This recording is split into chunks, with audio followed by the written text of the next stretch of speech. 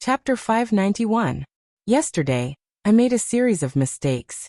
First, I wrote in a hurry, resulting in too many typos. Then, when I was editing, I changed the content to the vote solicitation chapter. Fortunately, a book friend reminded me on QQ. Only then did I understand. This is a very annoying matter.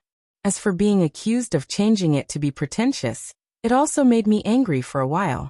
If this was pretentious, then if I made a mistake in the vote solicitation, wouldn't that make me a fake A?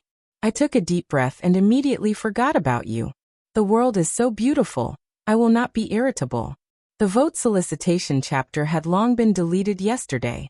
Now I can only continue to solicit monthly votes. As the saying goes, sending off a comrade, soliciting monthly votes. Speechless, 2 lines of tears. Third is about to be lost. Friends, please cast monthly votes to support Old Cat. Regardless of whether Fan Xian was afraid or not, the matter had already happened. However, during these years, perhaps the emperor did not want to completely break off relations with the son he admired the most because of this matter. Or perhaps the emperor only knew Fan Xian had entered the palace, but did not think the chess was in Fan Xian's hands. Thus he remained silent. It seemed that this was some kind of tacit agreement, not to pursue the matter to express a father's indulgence toward his favorite son. Furthermore, Fan Xian was indeed ruthless to himself. Even when faced with a desperate situation, he rarely used that powerful weapon. The only time he had used it was in an uninhabited primitive mountain forest. Additionally, the key in Hongguang Palace's secret compartment was still there, making the emperor guess some things incorrectly. Fan Xian furrowed his brows and sank into deep thought. He thought of the snow-like leaflets and how he had entered the palace to eavesdrop on the conversation between the eldest princess and Zhuang Mohan. His heart immediately relaxed. He understood that the emperor must have thought he was only targeting the eldest princess, entering the palace to eavesdrop, and not for the key. But what about the letter? Fan Xian still could not understand. Tiredly, he sat on the side of the bed in silence. In reality, other than the matter of the chess possibly being exposed, his fear of the emperor was also because of another puzzle. This was a problem that troubled Fan Xian. Regardless of whether he accepted it or not, no matter what, the emperor was still one of his fathers, although he was certainly not the best one. In Fan Xian's heart he had 3 fathers. Minister Fan was his closest biological father, and Chen Pingping could be considered a godfather. However, the emperor's figure was also gradually invading his thoughts. Chen Pingping's words interrupted his train of thought. If you didn't enter the palace because you were afraid, then why didn't you return to the Overwatch Council and see me? Don't tell me you're afraid of me too. Looking at the old cripple's smiling appearance, Fan Xian sighed in his heart and thought, isn't he also afraid? I'm just afraid that after seeing you, I won't be able to resist asking some questions. Although he was afraid, he still opened his mouth to ask. Since he had the courage to come, he was naturally prepared. He did not want to be a pitiful zergling that was kept in the dark. How did Yan Xiaoyi's trusted soldiers get to Dong Mountain? Why didn't the Overwatch Council have any intelligence? Why was the situation in Jingdo so dangerous? Why was there no news of the unusual movements of the officials of Dongshan Road? Why didn't you return to Jingdo and allow the eldest princess and Empress Dowager to torment you until you finally tormented yourself to death? This is the plan that His Majesty and I came up with. Of course, we have to hide it from the world. Chen Pingping glanced at him coldly and said, if I didn't show weakness first, how could these people jump out? Fan Xian shook his head. Don't lie to me. I know you can certainly give the emperor a good explanation after this. Only you and I know that these people were forced by us to oppose the emperor. Furthermore, you know that although the emperor appears to have achieved great success this time, he is actually walking on a tightrope. The slightest bit of carelessness would cause him to fall into the bottomless abyss. Since you knew about this long ago, you must have the ability to make this situation better, and not let Jingdo sink into a situation of eternal damnation. The emperor trusts you, but that doesn't mean I trust you. Fan Xian stared at Chen Pingping's old face and lowered his voice. This is the emperor's plan, but you've been going along with it. Although you've only pushed it a little, it has increased the danger the Qing kingdom faces by 10 times. or even 100 times. Even if you want to get rid of internal trouble, you can't have so many people die. No matter how ruthless the emperor is, presumably he wouldn't want to see this final situation. There are dogs in the world, who would chase them? After a long silence, Chen Pingping said, "If you want to beat the dogs, you have to beat them all to death." I'm afraid the emperor's heart will soften for a moment. Does this explanation make sense? It doesn't. Fan Xian shifted in his direction and held his thin hand. In a heavy voice he said, "Even if it makes sense logically, the emperor's heart will not be comfortable, particularly if he thinks about it later. There will always be problems." What problems could there be? This is the emperor's grand plan. I am just an executor. Chen Pingping very naturally pulled his hand out of Fan Xian's and coldly said, "Don't think too much. There aren't too many complicated things in this world." There aren't. Fan Xian's heart was filled with worry and anger. He stared into his eyes and said, "Then tell me, why did you have the shadow assassinate the emperor at the Hanging Temple?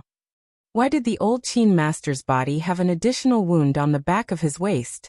Chen Pingping slowly raised his head and furrowed his brows as he looked at Fan Xian. "You went to see the body?" Fan Xian nodded and said, "I know that was the shadow's attack." He paused and then smiled bitterly. "However, since I saw it, naturally, there is no wound now." "I didn't think you would be so meticulous," Chen Pingping said. Chen Pingping said, "I was the one who ordered the shadow to attack in the floating temple. You can report me to the king now. But you should know that the shadow has two mysterious identities. Aside from you and me, no one else knows this. Not even the king knows." Chen Pingping nodded. Fan Xian angrily said, "Even so, you still won't say it." "Say what? Why did the old Qin master betray the emperor?" This was the question the eldest princess had Fan Xian asked Chen Pingping before she died. Now he finally bravely asked. Betrayal never needs a reason. Chen Pingping was as cold and severe as ever. "You had the shadow kill Qin Yi. Were you afraid I would find out something from his mouth?" Chen Pingping laughed coldly and couldn't be bothered to reply. He waved his hand to signal for the guest to leave. Fan Xian stared at him coldly. A moment later, his gaze helplessly softened. Using a pleading tone, he said, "I know you are afraid of dragging me down, which is why you want to separate. However, such a major matter, you have to think about yourself." Chen Pingping's heart was filled with tenderness, but his face did not show it. "You're thinking too much." Fan Xian was silent and speechless. Although Chen Pingping still refused to admit it, he knew from the other party's attitude that his guess was certainly correct. The Qin family must have participated in the Taiping courtyard matter. The reason for their betrayal was because of his rise. What kind of person was the old Qin master? Although he was old, he knew that if the emperor truly wanted to use Fan Xian, he would have to clean up the matter of the past. The Qin family must have died, so the Qin family must have rebelled. This was the logic. However, behind this logic was a bloody and sinister reality. Fan Xian stood and gazed at Chen Pingping in silence for a moment. He then said, "After all, they are my father and mother.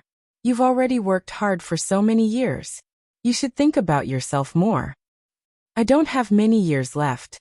You've said it yourself." Chen Pingping smiled. Fan Xian gazed at him with some bitterness and said, "No one can defeat him." Chen Pingping was silent. Fan Xian prepared to leave when he suddenly said, "The chest is in my hands." Chen Pingping abruptly raised his head and saw that the young man had already walked resolutely out the door. He couldn't help but shake his head. He thought, "So what if the chest is in your hands? I can't drag you into this matter." After an indeterminable amount of time, a middle-aged man in casual clothing walked into the side room Chen Pingping was in and sat down beside him. It was exactly where Fan Xian had been sitting earlier. "No one can defeat the emperor," the middle-aged man said evenly. "On this point, my thoughts are the same as Nji's." This middle-aged man was none other than Fan Xian's father, the Minister of Revenue, Fan Jian. No one knew when he had come to Qin Garden, or why he was speaking so calmly with Chen Pingping. The legend in officialdom was that in the past dozen years, Chen Pingping and Fan Jian had always been like fire and water. It was not until Fan Xian entered the capital that the relationship between the two sides gradually improved. Chen Pingping closed his eyes and calmly said, "Do you know the chest is in his hands?"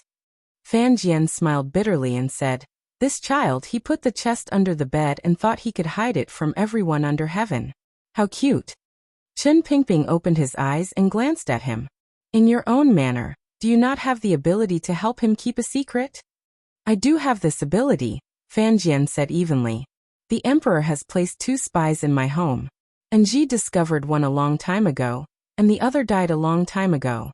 In any case, these kinds of spies don't cost money, so the emperor doesn't care."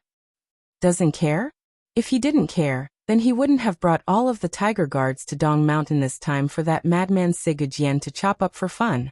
Chen Pingping looked at him with slight mockery and said, "You've only cared about small things your entire life. All of your strength was put into those tiger guards. Now that they've all died, no matter how many people you hid inside, not a single one is left. The emperor is truly ruthless this time." "Yes, I don't have much strength left." Fan Jian smiled bitterly. "So I can only resign and return home." He looked at Chen Pingping and smiled coldly. "How much better can you be than me? During the battle at Zhengyang Gate, thousands of your Overwatch Council elites died. In another 2 years, the emperor will add a few more grains of sand. Other than learning from me and retiring, what else can you do?" Chen Pingping laughed coldly and said, "As long as Fan Xian is still alive, the emperor will not go all out against the Overwatch Council. What do I have to worry about?" On the other hand, Lin Ruofu, that old fox, has endured for so long and finally found an opportunity to hand over all of the people he had hidden to his precious son-in-law. In the end, he is probably vomiting blood in Wuzhou right now. Fan Jian also smiled and said, "Everyone else thought that the officials of the Lin faction had followed Ji to fight against the crown prince, and would be heavily rewarded afterward. Unexpectedly, the emperor had been waiting to see this scene." Seeing the last of Prime Minister Lin's people jump out, even if they can't do anything now, how can they have a chance to turn things around in the future? External enemies and internal troubles have all been eliminated. He has also chopped off half of our arms. Fan Jian sighed. The emperor can truly be said to be wise and mighty. He has exceptional talent in his heart. It must be admitted, just like when we began to follow him many years ago. Chen Pingping closed his eyes and slowly said, "He is and will be the most powerful person in the world." After a death-like silence, Minister Fan sighed and said, "I hid in King Jing's manor in Jingdo because I was not worried about the situation in Jingdo. I had long seen that there was a problem with the Yi family. However, I had not thought that the emperor was actually a great grandmaster. I had somewhat guessed at the emperor's unfathomable power," Chen Pingping said coldly. "However, I had not thought that Yi Luyan, that strange old creature, would suddenly stand on the emperor's side. The two of us only guess one side of the emperor if—" Minister Fan suddenly stopped talking. Chen Pingping knew what his old comrade was about to say and calmly said, "There is no if. After that matter, you were never willing to believe me, and I was never willing to believe you. I never thought that the person I should have trusted the most might have had some problems." "And Ji once said something," Minister Fan said. Minister Fan said, "If you and I had more trust in each other, perhaps things would have been much easier. It was at that time that I knew this son of mine was extraordinary. We hid it so well, yet he was still able to guess this matter. He is the son of Xiao Yi and the emperor. Of course he is extraordinary." Chen Pingping furrowed his brows. In his heart, he still had the highest respect and admiration for the emperor. "When did you guess that the emperor was a great grandmaster?" Minister Fan's heart was very light as he casually asked. "It's been a few years." Chen Pingping's brows gradually relaxed as he thought of the events of the past. At that time, the Wei Kingdom was still standing in the center of the land. The power of the country was very powerful. When the Qing Kingdom first went on a northern expedition, the battle was very difficult, particularly in one battle. At the time, the emperor, who was still the crown prince, was heavily injured. His entire body was stiff and unable to move, and he almost lost his life. It was all thanks to Chen Pingping risking his life and going through many hardships to save him. This was one of Chen Pingping's most famous deeds. It was as famous as the Thousand Li surprise attack, and the capture of Xiao In at the price of a broken leg. Minister Fan furrowed his brows and said, "What's wrong with that? We old people always thought that it was after that heavy injury that the emperor lost his martial arts. Back then, he was a fierce general. That injury was a bit strange," Chen Pingping slowly said. His entire body was stiff. It was definitely not caused by external injuries. Lady Ning and I took care of him all the way, so of course, we know that it should be a problem with his meridians. It seems that all his meridians were broken. We thought he was dead for sure and cried a few times. Who knew that he would come back alive in the end? I've never seen a person who can still live with all his meridians broken. Chen Pingping opened his eyes and looked at Fan Jian. Slowly he said, "However, I later saw a similar person. It was your son." During the Hanging Temple incident, Fan Xian's meridians were also greatly damaged, but they were not as terrifying as the emperor's in the past. Furthermore, later in Jiangnan, he must have learned old Baldi Ku's skills and gradually recovered, Chen Pingping said. The emperor did not have Fan Xian's good luck. He did not learn Tianyi Dao, so how did his injury heal? These years you've spent less time with the emperor than I have, Chen Pingping continued. Chen Pingping continued. No matter how much the emperor can endure, some details will always give the game away. Fei Jie reported back from Danzhou about the tyrannical martial method Fan Xian practiced, and said that this tyrannical jinqi could cause serious consequences. It made me think of the emperor who was once stiff all over, and looked like a cripple. The Hanging Temple incident wanted to force him a little, and see what his trump card was. Unfortunately, it was blocked by Fan Xian. Speaking of this, he glared at Minister Fan. At that time, it was this father who wanted his son to save the emperor, and instead ruined Chen Pingping's grand plan. Since you understand everything, then let's not talk about it anymore. You also have to think through this matter. Fan Jian stood freely and said, "I'm going back to Danzhou to retire. If you have time, you can come visit me." Chen Pingping was silent. He knew what his old comrade was thinking. Regardless of whether or not the emperor was undefeatable, he was in the end Fan Xian's biological father. No one knew that Fan Xian was a transmigrator. His soul carried a different element. These two elders only thought, based on common sense, that even if Fan Xian knew the truth, he would still be stuck in a dilemma. The two of them didn't want Fan Xian to live under too much pressure, so they had to think through this matter. Chen Pingping gently knocked on the copper bell beside the table. After a crisp ring, the old servant who had served him for many years walked in, and carried him to the wheelchair. "I'll see you off." Chen Pingping lowered his head and coughed. It was a difficult cough. His sleeves were covered in spittle. It took a moment for it to calm down. He said self-mockingly, "My body is getting worse and worse. I've been poisoned, and I can't cure it for a long time." Fan Jian looked at him quietly and didn't say anything. He walked out of the manor. Behind him, the old servant pushed the wheelchair and followed. They didn't walk very far. In front of the construction site, the two of them stopped, looked at each other, and bowed. "I've thought it through," Chen Pingping said to Fan Jian. Fan Jian didn't immediately reply. Instead, he lowered his head and thought for a moment. He didn't know if these words were true or false. He knew why Chen Pingping had come to see him off. Many years ago, they had once gone to the shores of the East Sea and gathered together in Taiping Courtyard. They had once created a great situation. However, as time passed, some people had died, some people had changed, and some people had to retreat. He had resigned and returned to Danzhou. Only Chen Pingping was left in Jingdou to accompany the emperor. Presumably, he should also feel lonely. Just as Fan Xian said, during these dozen years, he and Chen Pingping had suspected each other. Their interactions had gradually decreased, but it could not erase the comradeship of the past. When it was time to withdraw from the stage, it had to be completely withdrawn. Back then, Lin Ruofu was not a member of the three-man group, so his withdrawal was not thorough enough. Minister Fan would not make this mistake. In front of the emperor's might, other than retiring, they did not seem to have any good choice. Before Fan Jian left, he furrowed his brows and asked one last question.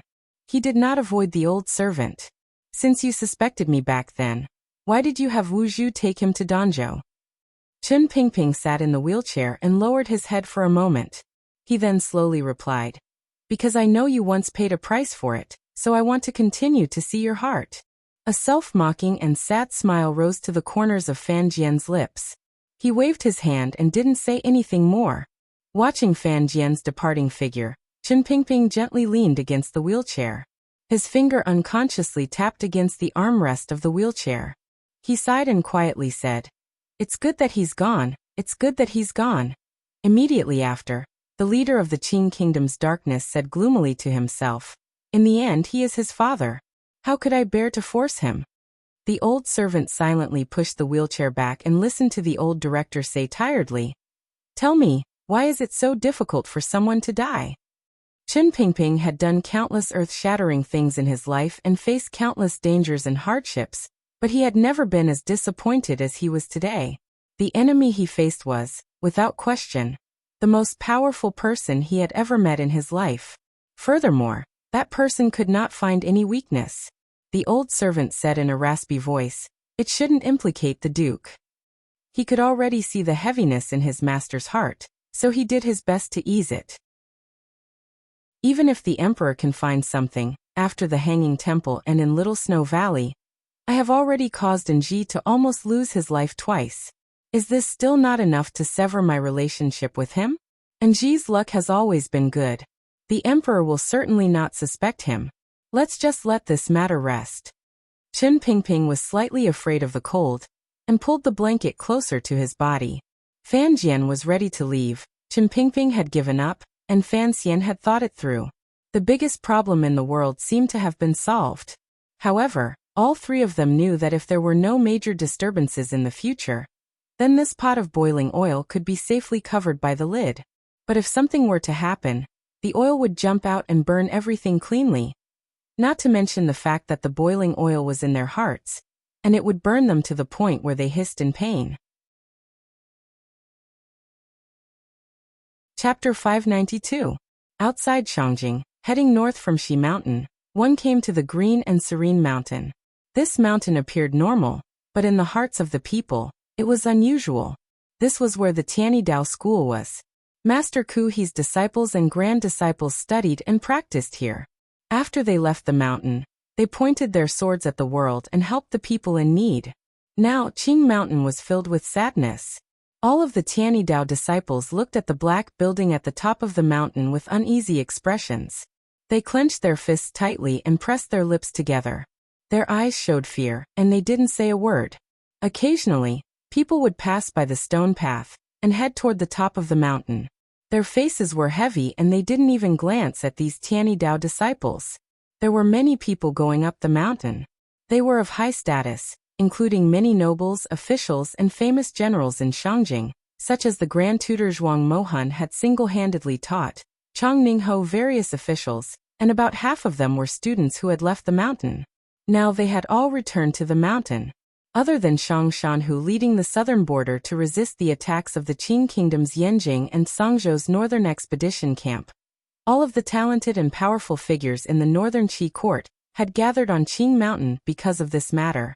In other words, northern Qi's Shangjing, the center of politics, had completely shifted to Qing Mountain.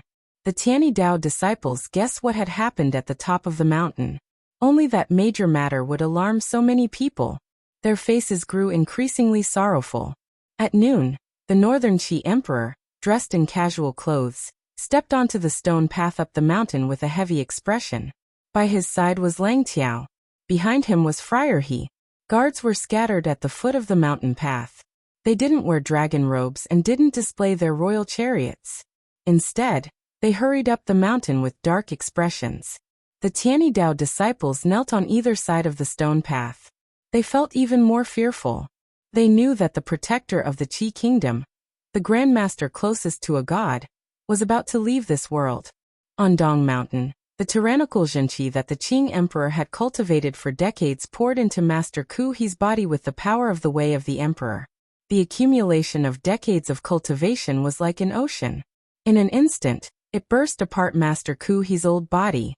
Being carried back into northern Qi territory by Shang Shanhu, Master Ku He sat cross-legged in the Qingshan Taoist school, without a word. He had not eaten a grain of rice, and his expression was calm. The skin on his body began to gradually split open, revealing the blood vessels and tendons within. It began to disintegrate. It looked very terrifying. Fortunately, a large soft robe was draped over the great grandmaster's body, preventing the disciples who were serving him from feeling any more sorrowful. Since early in the morning, there had been an endless stream of people coming from Shangjing. The various nobles and officials all wore the etiquette of a disciple to pay their respects. After seeing Master Ku He, they knew that this should be the last time they would see the imperial advisor. The second disciple, Mu Peng, who had not been able to rest in peace even before his death, had been nervously adjusting his master's breathing. The expression on his face was somewhat vicious, but he could not say anything. The summons before his death was an order from Master Ku He. Each person only saw a moment. It was only when they saw the Grand Tutor that Ku He said a few more words. Ku He had protected this country for decades. Today he was going to leave. Even though he understood life and death, there was still something he could not let go of: this country. Today was his final farewell to this country and his final account. Regardless of whether the Grandmaster died or not, his words would certainly have a great influence on this country.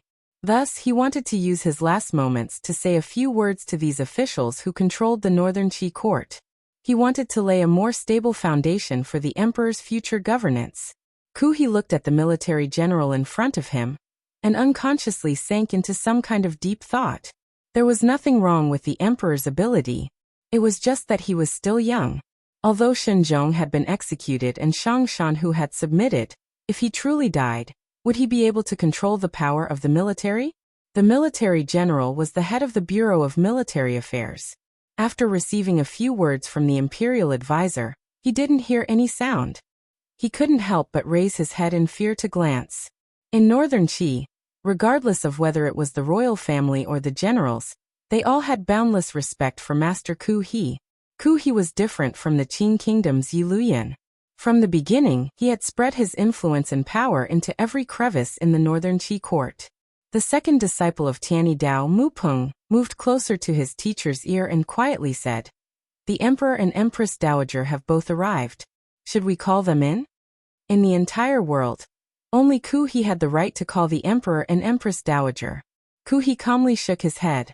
When the skin on his neck touched slightly with his clothing, there was a tearing pain. This kind of pain was, without question, something that humans could not endure.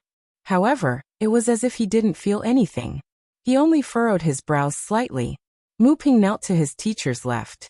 Looking at the bloody marks on the back of his teacher's clothing, his heart was filled with grief. He couldn't resist crying. With this cry, the head of the Bureau of Military Affairs kneeling in front of Master Ku, he also felt sorrow. Adding to his fear for Northern Qi's future, his eyes grew wet. He knelt and crawled 2 steps forward. Fiercely kowtowing 3 times in front of Master Ku He gritted his teeth and said, "General Shangshan who is in the south, and I am in Shangjing. Unless we die, we will not allow the court to be harmed in the slightest. Even if we die, we will protect the emperor's safety." Ku He glanced at him with a gentle gaze and warmly said, "It's been 12 years since you left the mountains. The future of the Qi kingdom needs your heart and your life." The head of the Bureau of Military Affairs kowtowed again, gritted his teeth, stood up and left. As he walked out the door, his eyes were slightly red. Unexpectedly, he saw the ashen-faced emperor and couldn't help but sigh. The Northern Qi emperor had been waiting outside the room for a long time. Seeing his official's slightly red eyes, his heart thumped as if it had sunk into an endless abyss. Raising his feet, he charged into the room. Beside him, Lang Tiao pulled on his sleeve. The Northern Qi emperor turned his head and glared coldly at Lang Tiao. Unconsciously, Lang Tiao felt a glimmer of fear. Although the emperor had followed him to learn martial arts, he still did not have much talent in martial arts. However, the might of an emperor grew stronger and stronger. "You can come in." Master Ku He's voice faintly rang out from outside the room. The Northern Qi emperor tidied up his clothing. With a serious expression, he turned and led the Empress Dowager's hand into the room. Inside the doors at the top of the mountain, other than Ku He, who was sitting on the ground like a withered tree. There were only a few of his closest disciples, as well as the emperor and empress dowager. He was indeed like a withered tree. Although there was a wide and soft robe covering the great grandmaster's body, everyone who saw Ku He felt a chill in their hearts. It was as if, through the thin robe, they could see the cracks on the imperial advisor's body like a dry field, as well as the faint bloodstains on his collar. Such a heavy injury was indeed impossible to heal. The Northern Qi Emperor's heart chilled. Without any pretense, he knelt cleanly in front of Ku He and kowtowed one last time to him. "Granduncle." Everyone under heaven bowed to the emperor. The emperor never bowed to anyone. However, the Northern Qi Emperor had bowed to Ku He twice and kowtowed twice. The first time was when he was very young.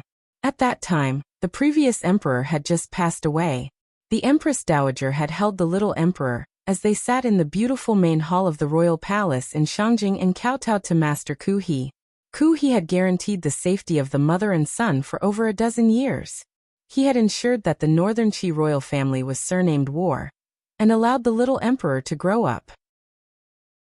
This second kowtow was the Northern Qi Emperor bidding farewell to his granduncle. In his heart, he had always felt a sense of distance and fear toward this deified granduncle. However, he felt even more gratitude. The Empress Dowager sat by Ku He's side. She lowered her head and wept silently. "All right, who won't die?" Ku He lowered his eyes slightly and quietly said, "I have already lived for so many years. It can be said that I have benefited greatly from heaven. Everyone will die, and that person in the Qing kingdom is no exception." Ku He had not personally spoken of the truth of what happened on Dong Mountain. Shangshan, who had only guessed a little, and reported it to the royal palace in Shangjing. Hearing Master Ku He say this, the Northern Qi Emperor's heart chilled. He knew that it was indeed so.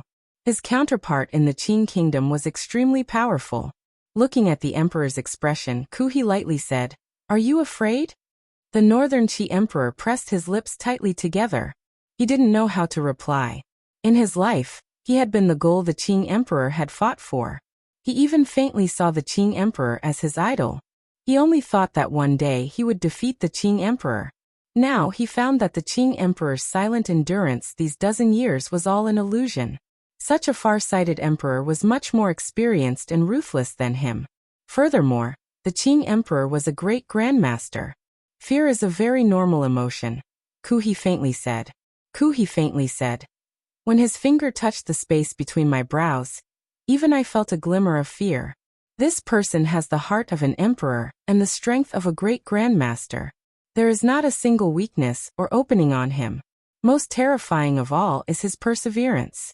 For the sake of his goal of sweeping through the wilderness, he was able to plan for decades. He was single-minded and never made any mistakes. Such a person is not like a person at all." Ku He smiled slightly and gave the Qing Emperor an evaluation. "Everyone falsely claims that I am the one closest to a god in the world. No one knows that the one in the south, who is emotionless, without hate, without love, and without separation, is the true God. Is there really nothing we can do about the Qing Emperor?" The person who asked this question in a trembling voice was Lang Tiao. He knew that the emperor also wanted to ask this question. However, as an emperor he could not speak. A person who stands at the pinnacle of martial arts, worldly power, and wisdom. Such a person is naturally impossible to defeat. Ku He was a bit tired. He closed his eyes and said, "It is basically impossible to defeat him from the outside." The Northern Qi Emperor was still kneeling in front of Ku He. Two glimmers of emotion flashed through his eyes. Suddenly he bowed and said, "Granduncle, I am going to worship the temple." "The temple?" "Sigujian, and I thought that the Qing Emperor's final support was someone from the temple." Ku He smiled warmly, but everyone else in the room was shocked. Did the Qing Emperor have secret connections with the temple? Ku He smiled slightly and said, "If it was only someone from the temple, then there is nothing to fear. What we fear is that the temple will break its own rules. However, the Qing Emperor does not have the power to do this." No one in the world understood the temple better than Ku He. Although his understanding of the outside world was only a shallow level, he understood that person. That was enough. The temple did not interfere in worldly affairs. If someone truly came to help the Qing emperor, then the black-clothed blind man at the top of the mountain would certainly stand on the other side of the temple. This was why Ku He had never worried about this matter. There are no immortal emperors or saviors in this world. Ku He sighed and thought of the words that Immortal had once said to him in Shao in many, many years ago. When you reach the realm of a great grandmaster, you will discover that the temple is actually nothing more than this. An existence that does not appear in the world is no different from a dead object. Although he was about to die, his light words revealed a calm and accurate evaluation of the temple. Then what should we do? Although the fire in the Northern Qi Emperor's heart still burned, and he would not give up on the thought of finding the temple because of a few words from Master Ku He knew he couldn't ask anymore. Granduncle Ku He didn't have much time. When a person cannot be knocked down from the outside, we can only hope that some problems will appear on the inside. Ku He said quietly, if the Qing kingdom wants to send an army north, it will take at least 3 years. Your Majesty must think of all ways to delay this time a bit longer. Delay? The Northern Qi Emperor repeated this in his heart and furrowed his brows. This was only a temporary solution. The longer we delay, the more beneficial it is for us because no one knows what will happen on the Qing kingdom's side. You are talking about Fan Xian. The Northern Qi Emperor looked at Ku He's old appearance in shock. Pressing his thin lips together, he firmly shook his head. Fan Xian is not enough to change the Qing Emperor's mind. No one can. Furthermore, he is, after all, a Qing person. He cannot stand on the side of the Qi kingdom. Who knows? Master Ku He looked at him with a calm gaze. Fan Xian has always been different from anyone else. He is the Qing Emperor's illegitimate child. Furthermore, the Qing Emperor trusts him greatly. The Northern Qi Emperor calmly expressed an opposing opinion. The Northern Qi Emperor calmly expressed an opposing opinion. What I can give him, the Qing Emperor can give him even more. Besides, even if he votes for me, it would be impossible for him to cause any harm to the situation under heaven. But you forgot, he is also the son of the young lady of the Yi family. Ku He's smile appeared somewhat strange. Furthermore, you still underestimate Fan Xian's use. Don't always think of him as an immortal poet, a prince of the Qing kingdom, or a powerful official. These all appear to be important figures. His most important identity is actually the son of the young lady of the Yi family. He has already inherited and grasped many important things. The Northern Qi Emperor's heart jumped. He raised his head in astonishment to look at Master Ku He. Huge waves churned in his heart. He understood the meaning behind his grandfather's words, but he did not dare believe it. To be able to share the benefits of the Jiangnan Palace treasury through Fan Xian's hands was already the best situation the Northern Qi Emperor could imagine. However, hearing his granduncle's meaning, he was hoping that Fan Xian would move the entire palace treasury to Northern Qi. Something like a great grandmaster can be used to create chaos in a country, but it cannot be used to conquer a country or build a country.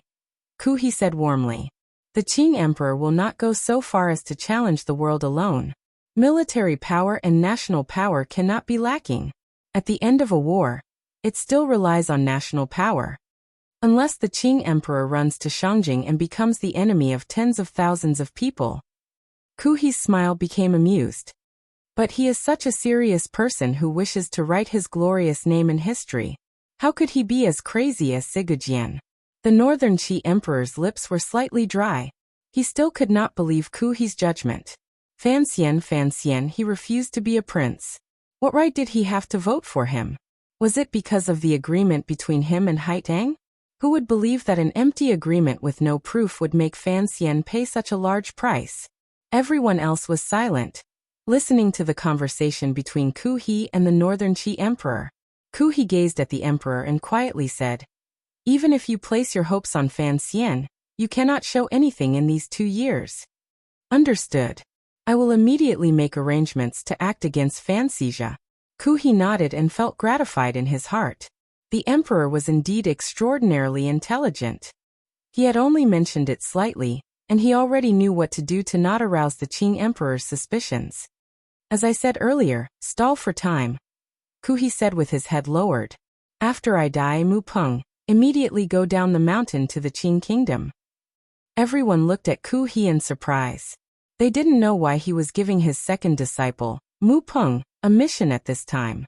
Although there were not many Tianyi Dao disciples, of the 4 disciples, Mu Peng had always been the most low-key and the weakest link.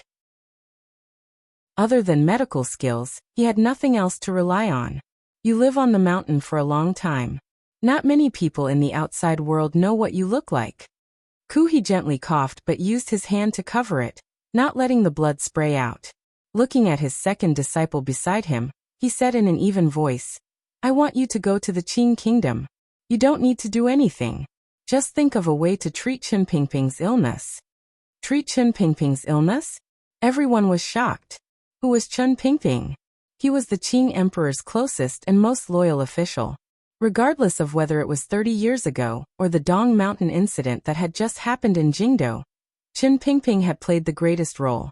Hearing that the Qing emperor's old dog's health was getting worse and worse, and that he didn't have many years left to live, the people of northern Qi and Dongyi all felt joy in their hearts. Yet, Master Ku He had his disciple with extraordinary medical skills go treat his illness. Ku He stared at Mu Peng sternly. "No matter what, I want you to guarantee that Chen Pingping will be able to live and will not die of natural causes like sickness." These were heavy words. Although Mu Peng did not understand, he still lowered his head and agreed. Everyone in the room looked at Ku He as if they wanted to hear an explanation. Ku He was silent and did not speak. This was Ku He's last move before he died. After stabilizing the internal politics of the Qi kingdom, he had turned his gaze to the south. He had already thrown out 2 moves. Chen Pingping's side was the one he pulled back from. Master Ku He was not the emperor of the Qing kingdom. He did not weave a shocking situation that spanned decades. Instead, he had acutely captured a glimmer of light based on his understanding of that little fairy from a long, long time ago. Through his decades of spying on human nature, as well as the Dong Mountain matter, and some existences that had been slightly eliminated, he was guessing. He guessed that behind the current peace in the Qing kingdom hid an old trouble that tore apart people's hearts. If Chen Pingping died of illness or natural old age, then Ku He's guesses about human nature would not be of any use. Thus, he had to ensure that Chen Pingping could live on well, until one day in the future, when someone did not want him to continue living. Everything seemed to have been arranged. Ku He had no more hopes for this world. He closed his eyes as if he was about to fall asleep. The Empress Dowager forcefully suppressed the sorrow and fear in her heart. In a trembling voice she said, "How will the Taoist sect be dealt with in the future?" Tianyi Dao's Taoist sect was deeply rooted in the kingdom. The ascetic monks traveled through most of the world. Faintly, they still had some connection to the Qing temple system in the Qing kingdom. With such a great power, how exactly would they be dealt with after Ku He's death? However, there were Ku He's 3 main disciples in the sect. Due to their status, they could not open their mouths to ask. Ku He's eyes remained closed as if he was tired. In a quiet voice he said, "Hand the Taoist sect to Haitang." Everyone bowed and accepted the order. The 3 main disciples, including Lang Tiao, were not surprised. The Emperor and Empress Dowager also knew that Ku He had already made this decision many years ago. Everyone had long seen Haitang as the next leader of Tianyi Dao. However, where was Haitang today? Everyone had questions in their hearts. It was said that Haitang was still on the mountain last night, but her whereabouts were unknown. When Master Ku He was about to die, his most beloved disciple, the successor of Tianyi Dao, was not by the master's side. "Haitang has gone to do some things," Ku He said quietly with his eyes closed. "She will not return during these 3 years. The matters of Tianyi Dao will be handed to Lang Tiao, and this mountain will be handed to your little sister disciple. He said these words to Lang Tiao and the other 2. Although the matters of Tianyi Dao were handed to Lang Tiao, the mountain was the true foundation of Tianyi Dao. Little sister disciple? Lang Tiao and the other 2 disciples looked at each other. Was he referring to the young lady of the Fan family? The Northern Qi Emperor's pupils constricted slightly. He immediately understood the meaning of these words. He began to prepare in his heart how to use this matter. Suppress Xiaomingji, and allow Fan Ruoro's name to shine brightly on the mountain. The imperial advisor was indeed skilled. The more he did this, the more the Qing emperor would suspect that Northern Qi was purposely provoking him. On the contrary, he would not suspect Fan Xian. It would be safer for Northern Qi's last hope of survival. However, until now, the Northern Qi emperor still did not believe that Fan Xian would one day come to his country with an incomparably generous dowry. After handing over all the mundane matters, He closed his lips and didn't say another word. He calmly felt the life in his body flow away. Other than a slight sense of loss, there was also a glimmer of joyful understanding. It was as if everything that had happened these years floated before his eyes. In the end, those scenes stopped decades ago, on that seemingly endless patch of white snow. In his last moments, He thought of the shrieking vultures in the sky and his subordinates who had fallen dead on the way. The never-ending night, the faint light in the tent in the darkness, the silent Xiao Yin, and the neatly arranged human arms at the edge of the tent. It was an incomparably majestic black-green temple built against the mountain. The blind man who killed his way out of the temple. The little girl who ran out of the temple.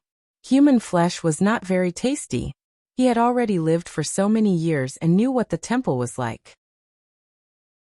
What was there to be dissatisfied with? Just like this, the great Grandmaster He sank into his memories and passed away with a complicated smile. On an icy plain to the north of Northern Qi, a girl wearing clothes woven from animal skin was using the man language to greet the people of her tribe. The girl's face was bright red and full of smiles, but a faint sadness and confusion appeared in her eyes. The continuous years of snowstorms made it impossible for the northern man to survive on this wasteland. Thus, the tribe that the famous General Shangshan who had been unable to subdue for many years began to move around the tall sky veins, and toward the warmer south. Many tribes had already settled on the grasslands to the northwest of the Qing kingdom. However, they had paid the price of many lives to obtain the acceptance of their distant relatives. There were also some tribes as well as the old weak women and women, who lived on the ice and snow wasteland to the north. Perhaps because the number of tribes had decreased greatly, the small amount of prey was able to support these people's survival. Not long ago, a girl who was said to have been lost from the Erna tribe came to these tribes and began to follow everyone to hunt and herd sheep. Everyone liked this girl because she was diligent and capable. No matter how fierce a horse was, it could only be obedient in her hands. No matter how fierce a beast was, it seemed to be afraid of hurting her, and would run far away. The simple and straightforward man people just didn't like the way this Erna girl walked. In such a difficult environment, that kind of wobbly walking method seemed to waste too much energy. Chapter 593. On the last day, the situation for monthly votes is too dangerous. If anyone still has monthly votes, please vote them for me. Thank you. The flowers in the forest withered, the red of the spring. The summer dream, the autumn wind, too hurried. It was another winter in the Qing kingdom. The temperature seemed to have dropped within a day. Snow began to fall on the Tsang Mountains in the west of the capital. The mountaintops gradually turned white. 2 small bouts of cold rain fell in Jingdo, adding to the chill. The people on the streets were wrapped in thick cotton robes. They rubbed their hands and walked with hurried expressions. The carriages coming and going on Tianhe Avenue exchanged blows with the ground, making an irritating monotonous sound. The horses all breathed out impatiently and turned their heads. It was as if they wanted the winter to end faster. In a black carriage, Fan Xian flipped up his fur collar and blew a breath of hot air into his hands. He tightened the fur cloak on his body and muttered a few words. He thought to himself that the winter had come too quickly. He had just come out of King Jing's manor. King Jing was sick, very sick. Hongcheng was not in the capital. Rojia was also young. Fan Xian could only take on the role of an assistant. Every day, he went to serve the medicine, talk with him, and relieve the king's boredom. Given his present identity, it was indeed inappropriate for him to do such things. However, Fan Xian knew the relationship between King Jing's family and his own. Furthermore, he had always felt some remorse toward Hongcheng, so he was particularly attentive. He knew why King Jing, who looked old but was actually in good health, had suddenly come down with a cold. None of this had anything to do with the winter.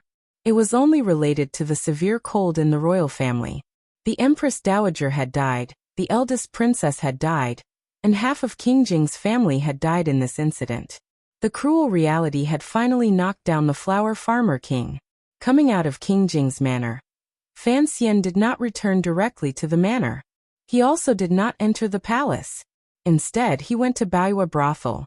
Today was the day Shi Chanli and Sang Wen returned to the capital to report on their work. He had to learn the most secretive information in the world from the mouths of these two trusted aides. After staying in the building for a while, Fan Xian looked over the information that Baiyue brothel had gathered from the tentacles they had spread all over the world. He furrowed his brows and looked at Sang Wen's gentle face. He looked at the beard growing on Shi Chanli's lips and sighed. There was nothing special about this information. It was similar to the Overwatch Council's. 3 months had passed since the Dong Mountain incident. The entire world had entered winter. As early as 2 months ago, news of Master Ku He's death had spread from northern Qi. The death of a great grandmaster shocked the people of the world, but it did not surprise Fan Xian too much. This was something that the emperor had already predicted. Fan Xian was only wary of what northern Qi would do in response to Ku He's death. During these 2 months, northern Qi had been very quiet. Other than Shang Shan, who continuously defending against the Qing kingdom's probing attacks in the south, there had been no major movements. Fan Xian lowered his head and smiled as he thought about it. If Xia Mingji's stronghold in Shangjing was not taken into account, the northern Qi emperor had finally taken action against Fan Xizha. It was said that the second Fan elder was living in fear and unease in Shangjing. However, Fan Xian was not worried at all. From his sister's letter, he could tell at a glance exactly what the little emperor wanted to do and express to him.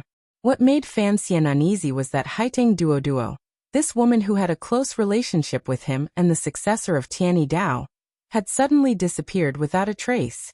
No one knew where she had gone. Even the internal members of Tianyi Dao did not know. He did not know that a famous doctor called Feng Chun had already entered Jingdou and was beginning to make a name for himself. He had received the attention of the Imperial Academy of Medicine. Because of his northern Qi identity, he was still unable to enter the palace as an attendant. Instead, he was sent to the manors of various officials to demonstrate the emperor's favor. King Jing's illness was personally treated by Fan Xian, so Sir Feng Chun had never met Fan Xian. No matter how clever Fan Xian was, he would not be able to guess that, in the near future, Sir Feng Chun would go to Chen Garden to carefully protect Director Chen's life at all costs. The chess moves Ku He had made before his death were all loose pieces. On their own, they did not have any effect. They only ensured that the internal situation in the Qing kingdom would continue to move step by step in a certain direction. Fan Xian was only worried about Haiteng. He didn't know what Ku He had told Haiteng, when he would see her, or with what identity he would see her. There was also something that made the entire Qing court feel fear. Ku He was already dead. Northern Qi did not hold a funeral in secret. Instead, they held the ceremony with great fanfare. Hundreds of thousands of officials and commoners from various roads and provinces went to cry for the soul.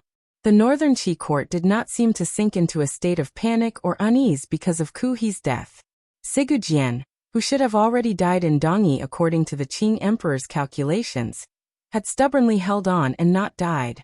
This sword saint's body was as valiant as a cockroach. Although his breathing was weak and his life hung by a thread, he held on to this thread tightly and refused to let go.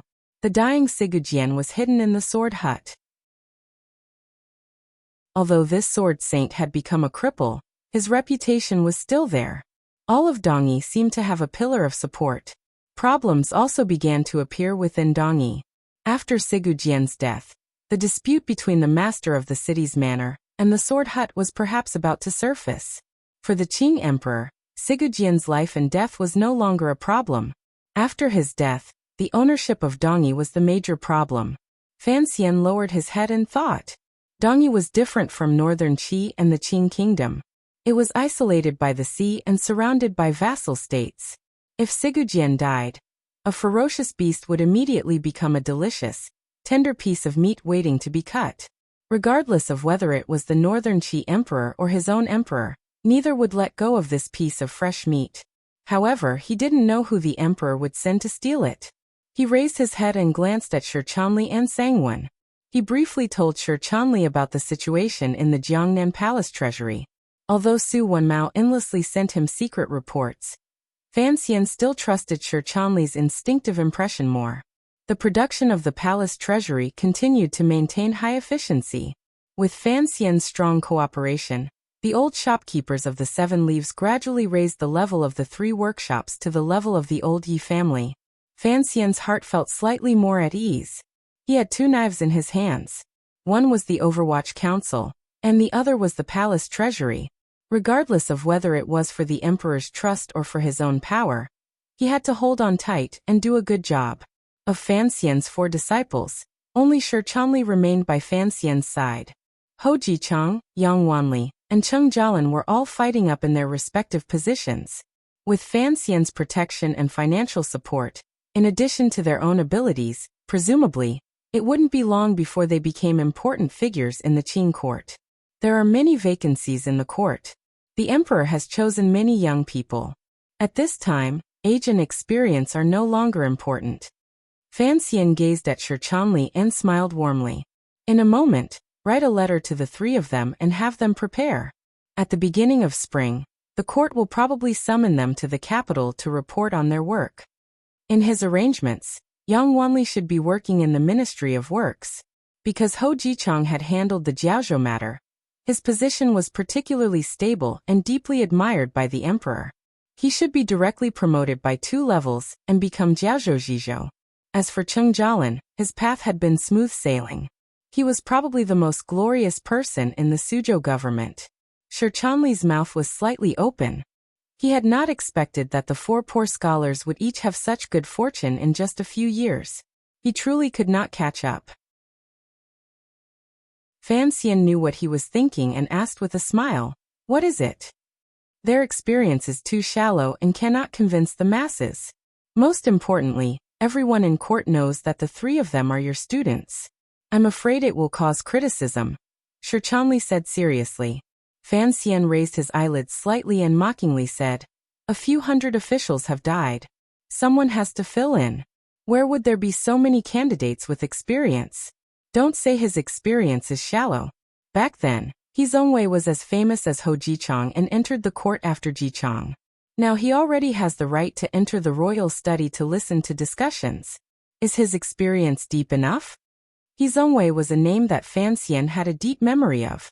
Back then, in the restaurant of Yishir Tavern, he had met this seemingly honest young scholar. It was this scholar who caused many things in Jingdo in the future, such as his father-in-law being forced to tragically resign. This person was originally on good terms with Guo Baoquan, the son of Guoyu, the Minister of Rights. He was on the crown prince's side through and through. Later on, he became an imperial censor in the imperial censorate and began to advise the second prince. Later on, he switched sides with the crown prince. After switching sides twice, people finally realized that he was on the eldest princess's side. He was just following the eldest princess's wishes. However, during the Jingdo Rebellion, it was this imperial censor of the left who led a group of imperial censors to run around naked. He gambled that the crown prince Li Chengqian could not bear to kill people and forcefully delayed the rebel army's entry into the capital for a night. This gave Fan Xian the opportunity to launch a surprise attack on the royal palace, control the center, and reverse the situation in one move. Only now did people truly see clearly that He Zongwei was no one's man. He was only the emperor's man. He had always been. The emperor had returned to the capital, and He Zongwei had been rewarded for his great service. He climbed up like a rocket.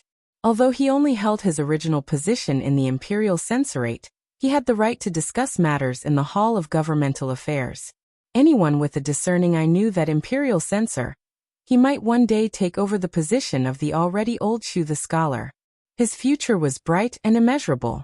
During the turmoil in Jingdo, He Zongwei had helped Fan Xian greatly. Even though he was now in a high position of power, each time he ran into Fan Xian in court or outside, he was still incomparably respectful. There was nothing to nitpick about and appeared exceptionally humble. However, Fan Xian disliked this person. Perhaps it was because he had seen this person's burning desire for power a long time ago.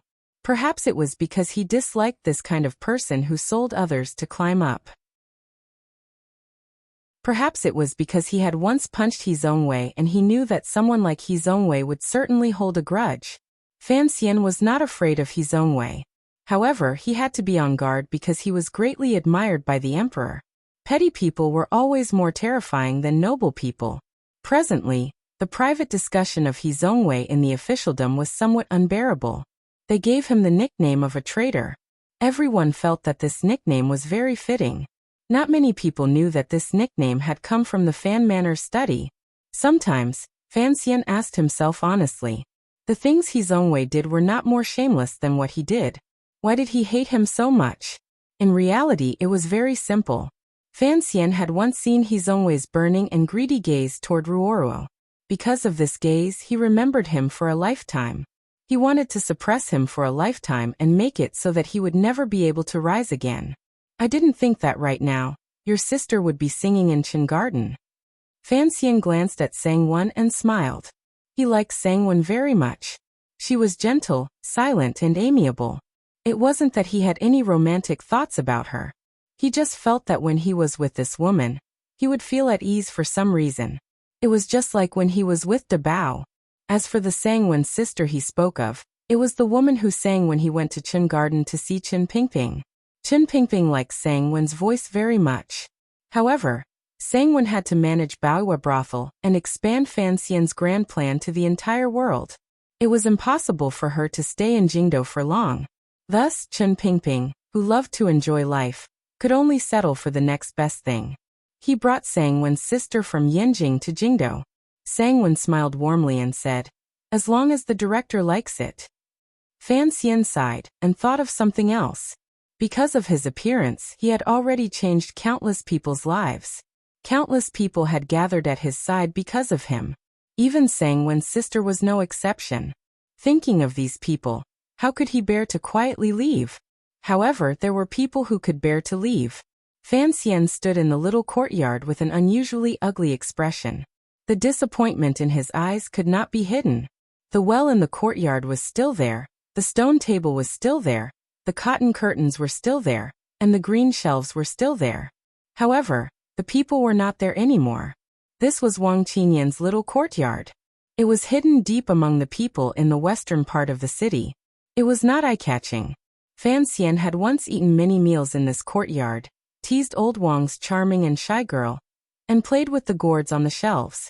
However, none of this could come back. Wang Qinyan's family had already moved away without a sound.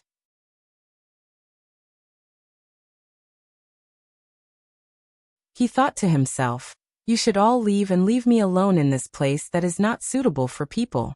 A moment later, he thought it through and bowed toward the little courtyard. His secrets were too terrifying. Perhaps it had made Wang Qinyan's life difficult and stressful these years. Perhaps he preferred the muddle-headed days of the past and a life without pressure. He hoped that Wang Qinyan's family would be safe in the future. Fan Xian sighed and walked out of the courtyard. Turning his head to look at the silent Mu Feng, beside him, he furrowed his brows and said, "Why are you pulling a long face? Your wife has already given birth to a second child. Do you still miss the daughter of Lao Wang's family?" After Wang Qinyan left, Fan Xian had to have a personal attendant at his side. The most suitable candidate, Deng Ziyu, was far away in Shangjing in northern Qi, carrying out a difficult mission. Su Wenmao could not be moved in the palace treasury, so there was no other way. Fan Xian could only promote Mutai's nephew. After following him for a month, there was no problem with this kid's loyalty, but he was not as interesting as Wang Qinyan. It was his unfamiliarity and inconvenience that made Fan Xian understand that Sir Wang Qinyan was far from just a sidekick. His abilities were actually all hidden under his smile. Usually he just didn't see it. Thinking of this, his thoughts became even more faint as water. The rewards that had been delayed for 2 months finally came. Other than the civil officials who had filled in the empty positions at the beginning of the rebellion, the various people who had truly accomplished great service in quelling the rebellion finally received an edict from the palace. Yi Zhong was promoted and rewarded generously. He entered the capital as the head of the Bureau of Military Affairs. However, the position of commander of the Jingdo garrison was given to Xiao Jinhua, the commander of Donghua Gate who had blocked the Crown Prince's rebel army inside the city. The original commander of the 13 city guards, Zhang Diqing, was killed by 1,000 cuts after being captured. 3 of his family members were executed. This was the heaviest punishment in the entire rebellion. Fan Xian did not forcefully oppose the emperor on this matter. Although he knew that Zhang Diqing's cousins had nothing to do with this matter, he knew the emperor's anger on the matter of Zhang Diqing. The emperor trusted Zhang Diqing greatly, but Zhang Diqing had betrayed. If he didn't kill a few more, he wouldn't be able to vent the emperor's dark emotions. The great prince still controlled the imperial army. None of the rewards had fallen behind. However, he had already been made Prince Huqing and could not be given any more. Gong Dian had been moved back to the palace and began to take over the affairs of the guards. As for how the future would be arranged, the emperor knew, and Fan Xian could guess. As for Fan Xian's reward, there was a small problem. According to news from the palace, the emperor had been prepared to directly bestow Fan Xian the title of Junwang. However, he had been fearfully blocked by the scholars Hu and Shu. A different surname being made a king had never happened before. No wonder the officials were terrified by the emperor's initial edict. Although everyone knew that Fan Xian was the emperor's illegitimate child, his surname was, after all, Fan. If he suddenly became a king, the Qin kingdom would be laughed at by the world. Fan Xian was also shocked. Becoming a king, and the king of Danbo at that. What was this? Fortunately, this edict had been blocked. He was incomparably grateful to the scholars Hu and Shu. First-ranked Duke of Danbo was already the limit for non-royal descendants. As for the land and gold, Fan Xian did not care much about it. He was currently one of the wealthiest people in the world. Perhaps the emperor also knew that other rewards would not satisfy Fan Xian, which was why he had made the absurd suggestion of making him a king at the beginning. He could not be made a king. Unexpectedly, the palace finally sent down an edict to bestow the name Fan Shuning on Fan Xian's daughter, Fan Xiaohua, and make her a princess. Preposterous. There were countless preposterous things in the world, but none was more preposterous than this. The daughter of a minister was actually conferred the title of a princess, and this daughter was not even born of the first wife, yet she insisted on using Lin Wan'er's title as a descendant. It was too absurd. No one would have thought that the emperor would have such a stubborn and mischievous side. Of course, in Fan Xian's opinion, the most absurd thing was the name the emperor had given the girl, Shunning. Did you think you were playing around? No matter how absurd this edict was, a glimmer of warmth still rose in Fan Xian's heart. He felt the emperor's intentions. The next day, he entered the palace to see the emperor and give thanks. Along the way, he asked if Shunning's name could be changed. Without waiting for him to open his mouth, the emperor smiled slightly and said, Jiaozhou Su Maokai. I removed him from his position and let him retire. He has already returned to Quanzhou. Hearing this, Fan Xian's heart jumped. His mouth was dry. He was so shocked he couldn't say a word. He didn't dare to say anything else. He kowtowed in thanks and silently returned to the manor. He thought deeply for a long time in the manor's study, calculating just what the emperor wanted to do and what he knew. He knew where Su Maokai had given himself away. From Dong Mountain to Danzhou, Su Maokai had helped him resist the Jiaozhou navy, landed on the shore, and broken arrows. It was clear that he was one of his people. Before the Jiaozhou navy was trapped on Dong Mountain, Su Maokai had not sent any news to the court. Although the emperor counted all of this in his heart, he cared deeply about the heart of any official. It was clear that Su Maokai was loyal to Fan Xian, and not to the court. After the matter, the emperor only needed to check Su Maokai's history these years to connect it to the once illustrious Quanzhou navy. If this had been any other time, it would have been difficult for Su Maokai to escape death. Fortunately, Fan Xian had always displayed unwavering loyalty to the emperor, including the Dong Mountain incident. After experiencing countless tests, he had finally obtained the emperor's absolute trust. This time, he did not kill Su Maokai and did not say it explicitly. He only said he was letting him retire. This could be considered giving Fan Xian enough face. Fan Xian's heart felt a bit cold. He also felt a bit confused. Once again, he sank into confusion. The next day, he did not enter the palace to ask for forgiveness because he was not guilty.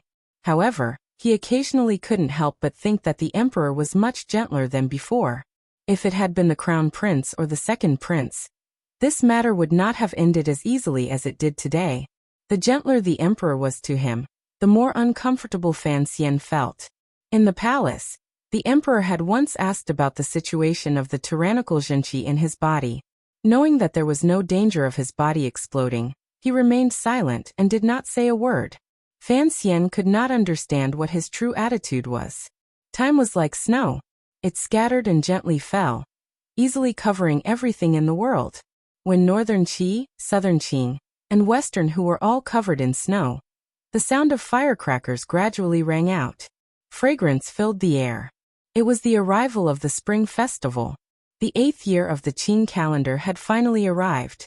During the time of internal chaos in the Qing kingdom, regardless of whether it was the Empress Dowager, who had been in power for a few days, or the Emperor, who had returned to the capital, they all resolutely used the powerful military forces in their hands to attack in all directions.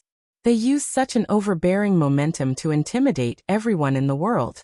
In the west, Li Hongqing was following the Western Expedition Army and coldly watching the movements of the Hu people in the wind and snow.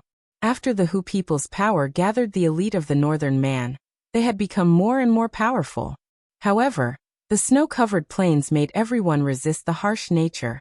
No one was in the mood to fight. They had to wait until the first spring grass grew, and the Hu people's horses gained their first layer of fat before the Hu people would once again come to Shiliang Road in the Qing kingdom to carry out the routine that had lasted for 100 years. The entertainment that had been banned in Jingdo for a month because of the Empress Dowager's death was finally lifted.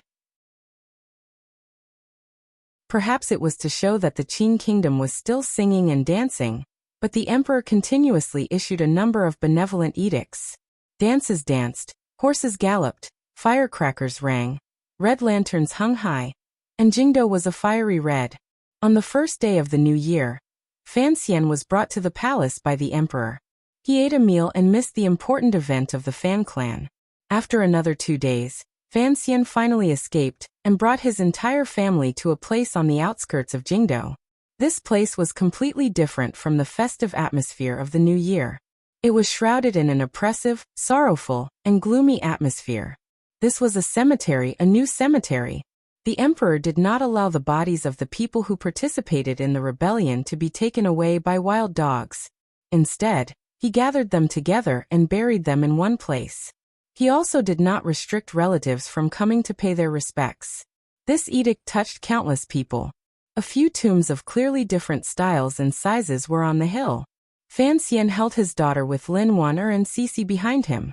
He stood in front of these tombs and turned his head to look at the wisps of green smoke rising from the cemetery below. He was silent.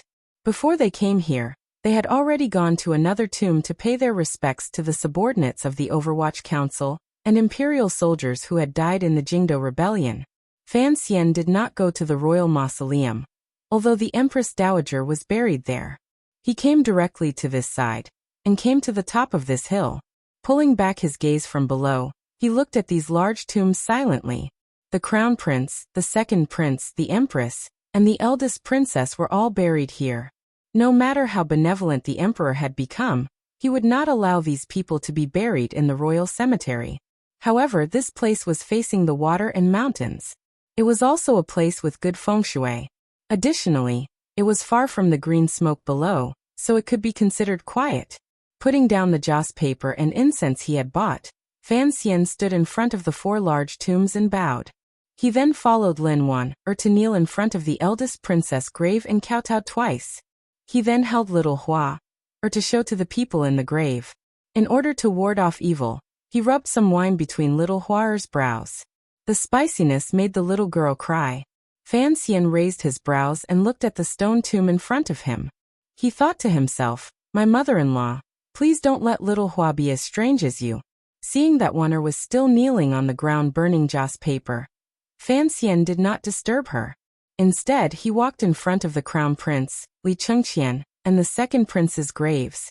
Looking at the 2 graves, he couldn't help but quietly recite, "Even if there is a 1,000-year iron threshold, in the end, it is still a dirt bun." There were 4 large and hard dirt buns there. Fan Xian looked at them in a daze. His emotions were complicated. It was not until now that he realized that the blood of the Li family not only flowed with madness and perversion, it was also brimming with pride and unyieldingness. He looked at Li Chengqian and the second prince's graves and sighed in his heart. The Li brothers were truly unyielding, much stronger than him. No one knew better than Fan Xian how terrifying death was. However, these 2 Li brothers had died so cleanly and with such pride. They used this kind of death to shatter the emperor's hard outer shell. In this he was not as good as them. Fan Xian lowered his head and thought to himself. Holding De Bao's hand behind him, he walked back to the eldest princess's grave. Looking at Wan Er's tearful eyes, Fan Xian was silent for a moment. He then pitifully crouched down and wiped the corners of her eyes. De Bao also followed his actions and crouched down, looking at the large grave innocently. Although he didn't know that the most beautiful woman in the Qin kingdom inside the grave had gradually become white bones, he still felt a glimmer of coldness. The princess mother is inside and not coming out? De Bao asked curiously. Yes, Fan Xian said with a forced smile. Xiao Xianxian, I still feel. Why would the princess mother kill Bao? She was so beautiful. Lin De Bao furrowed his brows and asked in a very serious voice. Fan Xian's heart thumped. Realizing that Wan'er did not hear this, he relaxed slightly. A person called Li Yunrui killed Bao. This was what Fan Xian had been trying to tell De Bao. Unexpectedly, it couldn't even fool an idiot. He felt a bit bitter in his heart. However, he was unable to explain to De Bao whether a person was beautiful or not was often not the same as what she did. For example, his princess mother and his Xiao Xianxian. The great prince suddenly appeared behind Fan Xian and the others. The third prince went forward and respectfully bowed to Fan Xian. He then affectionately stood by De Bao's side. Fan Xian furrowed his brows and looked at the great prince. Why have you also come? After all, the identities of the people buried in the 4 mud buns were too special. Coming to pay respects was too sensitive. The great prince glanced at him with a cold expression and said, The people buried here are also my brothers. Fan Xian was speechless and said with slight worry, I'm just afraid that the emperor will not be happy. The great prince was suddenly silent. A moment later he quietly said, Father has also come. Fan Xian was startled and abruptly stood up. Turning his head, he gazed toward a certain spot on the hill. He saw that in the chilly winter forest, there was a figure moving about. A middle-aged man wearing bright yellow clothing was looking at the 4 large graves on this side. Although there were countless guards in front and behind him, he looked very lonely. That night, Fan Xian held a banquet in the manor. Yesterday his father had already resigned and left for Danzhou. Lady Lu had also followed. Presently, only Fan Xian and his family were left in the Fan Manor. It appeared particularly lonely. The banquet Fan Xian held was hot pot. He drank Wuliangya produced by the palace treasury. The guests he had invited were the great prince and third prince. When the hot pot was placed in front of him, Fan Xian seemed to finally understand why he could not forget it since Jiangnan. His heart was empty and he could not find a clue to his thirst. It was spicy. After eating a mouthful of hot pot, it was so spicy that his head was covered in sweat. It was good. He drank a mouthful of strong wine. It was so painful that his throat was dry. The remaining wine in the pot was gone. The great prince was drunk and lying on the table. No one knew what he was talking about. The third prince was also given 2 cups by Fan Xian. He went to the guest room and lay down drunk. There was only Fan Xian left. Under the cold moon of the winter night, his hand held the wine cup. His eyes were blurry. The spiciness was unbearable.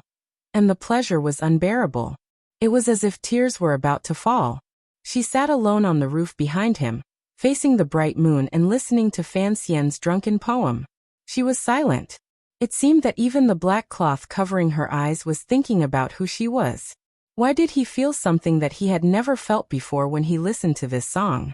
Fishing terrace, wild gull guess for 10 years. White clouds come and go, and green mountains remain. Drink to your heart's content. He owed Zhou for his talents, violated Lu Ruan's prohibition on drinking, and repaid Li Du's poetry debt. Su Zhai laughed at me, and I laughed at Su Zhai. Returning in the evening, the wild apes on Westlake Mountain mourned. 20 years, how many romantic freaks, flowers blooming and withering. On the cloud-gazing platform, the sleeves of the stars to pacify the country broke the Yanyue bewitching stronghold. Suzhai laughed at me, and I laughed at Suzhai. It was for the joy in front of the palace.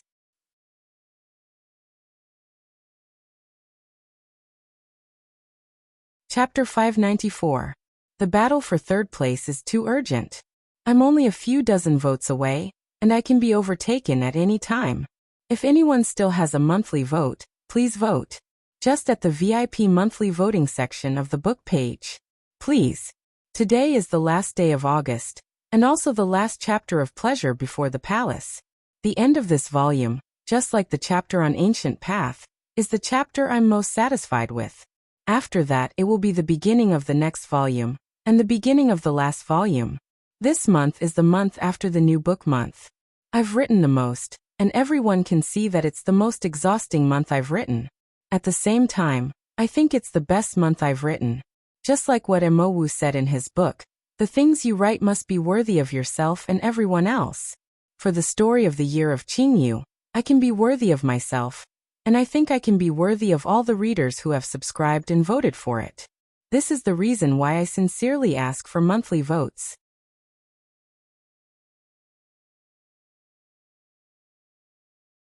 Chapter 595.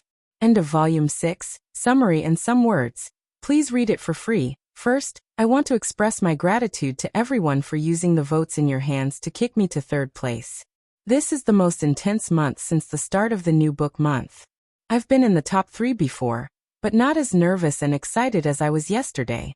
Perhaps only when people start to want something will they start to value a certain goal. I let out a long sigh. I reached my goal last month completely, because of everyone's support. I'm really grateful. 7,949 votes. That was a record in the year of Qingyu. It was doubled in May, but it was still only around 8,000 votes.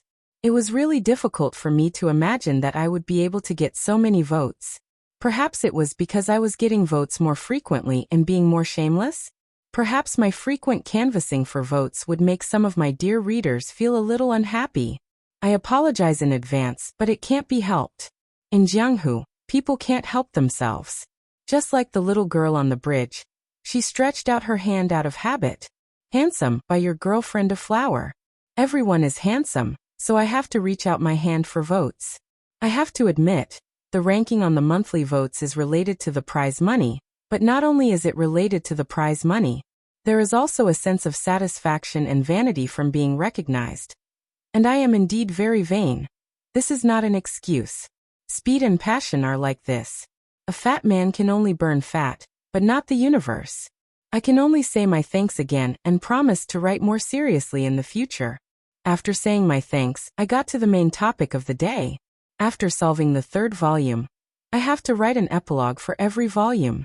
It can be considered a summary and chat with everyone about the content of the volume. This was announced to everyone the day before yesterday, so please take some time to read it. Volume 6 is the longest volume, with a total of almost 1 million words. It can really be described as vast and endless, long-winded, like the eldest princess footbinding. It was clear that the 6th volume was the most important volume of the Qingyu year, because in this volume, all the traps buried in the previous volumes had been stripped of their disguises, and all the power they had accumulated exploded.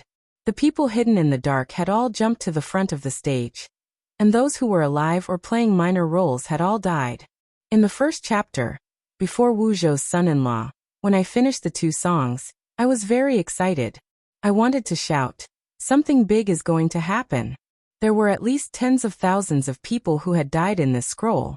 If only those with names were counted, there were still quite a few. It was truly a tragic scene. Ever since I started writing, I had never written about so many deaths. In the Vermilion Bird Chronicles, Yi Tianqing's massacre of the heavenly soldiers always gave people the impression that he was waving light dots around. Of course, that didn't count. Many people had died, and we had to arrange different ways of death for them. We had to make sure that their deaths matched their personalities. It was a very painful thing, and I was very tired from writing. particularly for the commoners who had died unjustly. They could not be easily explained away. Dead people also needed to be respected, particularly people like Ku He and the eldest princess. As for the ingenuity and pitfalls, it was not tiring to fill them in, because this was the content that had already been prepared when the first volume of the Qingyu year began. Speaking up to this point, I would like to explain a little. This is because a small number of readers think that the emperor transforming into a grandmaster is a cheat, and that the transformation is too sudden. There are even more unkind comments that say that I am too lazy to write an outline, so I write whatever I want, and when I see that things can't be solved, I let the emperor transform into a human. I scratched my head. No, I really did write an outline, and I wrote a detailed outline, haha. Perhaps there was a problem with my ability, but there was no problem with my attitude in writing the Qingyu year. I carefully thought through each step before I continued. It was just like the emperor's true nature, the arrangements of these few years, and even a dozen years. In reality, before the riddle was revealed at Dong Mountain, even as early as half a year ago, there were already readers who had guessed that the emperor was a great grandmaster. They had basically caught all of the threads I had hidden. It was a happy thing for a storyteller to hide something in the story, and then be caught by a friend who was reading the book. For example, the Qing emperor's discovery of Lin Wanner's movements in the Qing temple before Gongdian. For example, after a night of poetry, Wu Zhu and Fan Xian entered the palace. For example, the emperor's strange behavior in the royal study. For example, the source of his powerful confidence. For example, the play in the Hanging Temple. For example, how he knew of the eldest princess and the crown prince's secret, and thus proved Fan Xian and Pingping's evil plan. I was very satisfied that, regardless of whether it was the Qing emperor or Yi Luyan, these two biggest traps, they had already pointed out what they were hiding the first time they appeared. The Qing emperor's first appearance was in the Qing temple. Yi Luyan's first appearance was in Danzhou, and he saw Wu Zhu. The world was so big. Why did he go to Danzhou? It had been a long time since I had been narcissistic. Today, I would be a little narcissistic. I was very satisfied with these two threads leading to the end. He was a little merciful, a little lenient, a little scheming, a small citizen, a villager, and a cynic. Of course, this is what I like about Fan Xian. After all, he is still like a person, while his parents are not like people anymore. Book friends often say that there are two lines in the Qingyu years, one in the light and one in the dark. One is about Fan Xian, and one is about Yi Qingmei. In reality, when I write, there are basically three lines. There is still one line that I have always kept in mind, and that is the emperor. From this, it can be seen how much I value and admire this person. Admiration does not mean that I like him. My sisters, please understand this and promise me. When a woman reaches the pinnacle, she is Yi Qingmei. When a man reaches the pinnacle, he is the Qing emperor. These are just some of my personal thoughts. They are not necessarily correct. Furthermore, I have always thought that when things are too extreme, they are always very cruel, cruel to others and to oneself. Fan Xian is so good, so mediocre. So right now he is so troublesome and difficult to endure. Things like feelings are always obtained through interaction. There are no innate feelings. For example, his feelings for Fan Jian, and his feelings for Qin Pingping. Just as Gij Pig said, in front of the cave in Shi Mountain in northern Qi, Fan Xian mainly thought of Yi Qingmei as a distant and unreachable kindred, a friend connected by blood and heart, close but unfamiliar. However, her legacy lived on. Every breath of air carried the scent of that woman. Everyone beside him would retell the story of the past. Gradually, Fan Xian finally determined his own nature. He was already in the Qing kingdom. He was a part of this world. Yi Qingmei was his mother. This was the process of brainwashing. Fan Xian kept his distance from the emperor, but he had to admit that the emperor treated him well. Knowing favors was a good moral character. He could only blame himself, an orphan, for having such a pair of parents after his rebirth. But Fan Xian had also improved, a great improvement. It was an improvement in his worldview. This was a very remarkable thing. In terms of age, he was already a middle-aged man, yet he was still able to continuously revise his ideals. Particularly, His ideals had been washed away by death and appeared incomparably stubborn and ruthless. In the meadow, he stood up. In life, he should also stand up. He should gradually understand that life will always end. Some existences in life may be more important than life itself. Many people died in this volume. It is truly a sad thing, but I won't write anything to mourn those pitiful people because it is already written in the book. A few days ago, I saw a blog. The girl who wrote the blog, it should be a girl, right? Wrote a long review after Dong Mountain. At the time, I remembered it. Later, I saw people transfer it in the book review section. Thank you very much. In a moment, I will move it to the public area for everyone to take a look. I sighed again. Writing this volume was very tiring, particularly the last dozens of chapters. It was truly beyond my expectations that I had written so many words in August. Sometimes, I found that some sour words were right. After writing for a long time, it was no longer me who controlled the story, but the story that controlled me. The people in the story had their own thoughts and were not controlled by me at all. Then they had the desire to act and speak, and they used my hand to beat it out. That is why I wrote so quickly last month. It was because of this that I couldn't resist writing one paragraph after another. Perhaps it was because I had feelings for the characters in the story. Fan Xian had stayed in that world for a long time, so he had love. I had written about this world for a long time, so I also had love. Regardless of whether it was Vermilion Bird Story or Qing Yunyan, the latter parts were better written than the former. For the work of the 7th volume, I had taken the time these 2 days to read Qing Yunyan in detail from beginning to end, and once again confirmed this point. It wasn't because I didn't put in effort at the beginning. It was because the characters at the beginning were all unfamiliar and distant to me. After writing 2 million words, I was already very familiar with these people's faces. Like the little girl selling noodles downstairs. I was happy and naturally familiar with them. The level of the later parts was better, but the level of the words did not improve. Especially after rereading, I found many wordy places, sticky places, and redundant words. This was a very shameful thing. My words were sloppy, but they were never clean. The cleanest words in Qing Yunyan still appeared in the chapter where Fan Xian killed the assassin when he was 12. The problem was that I had written that chapter for 4 whole hours, and the number of words was still very small. For the time being, I can't solve the problems with the words. Please forgive me. However, I still liked the chapter names I chose.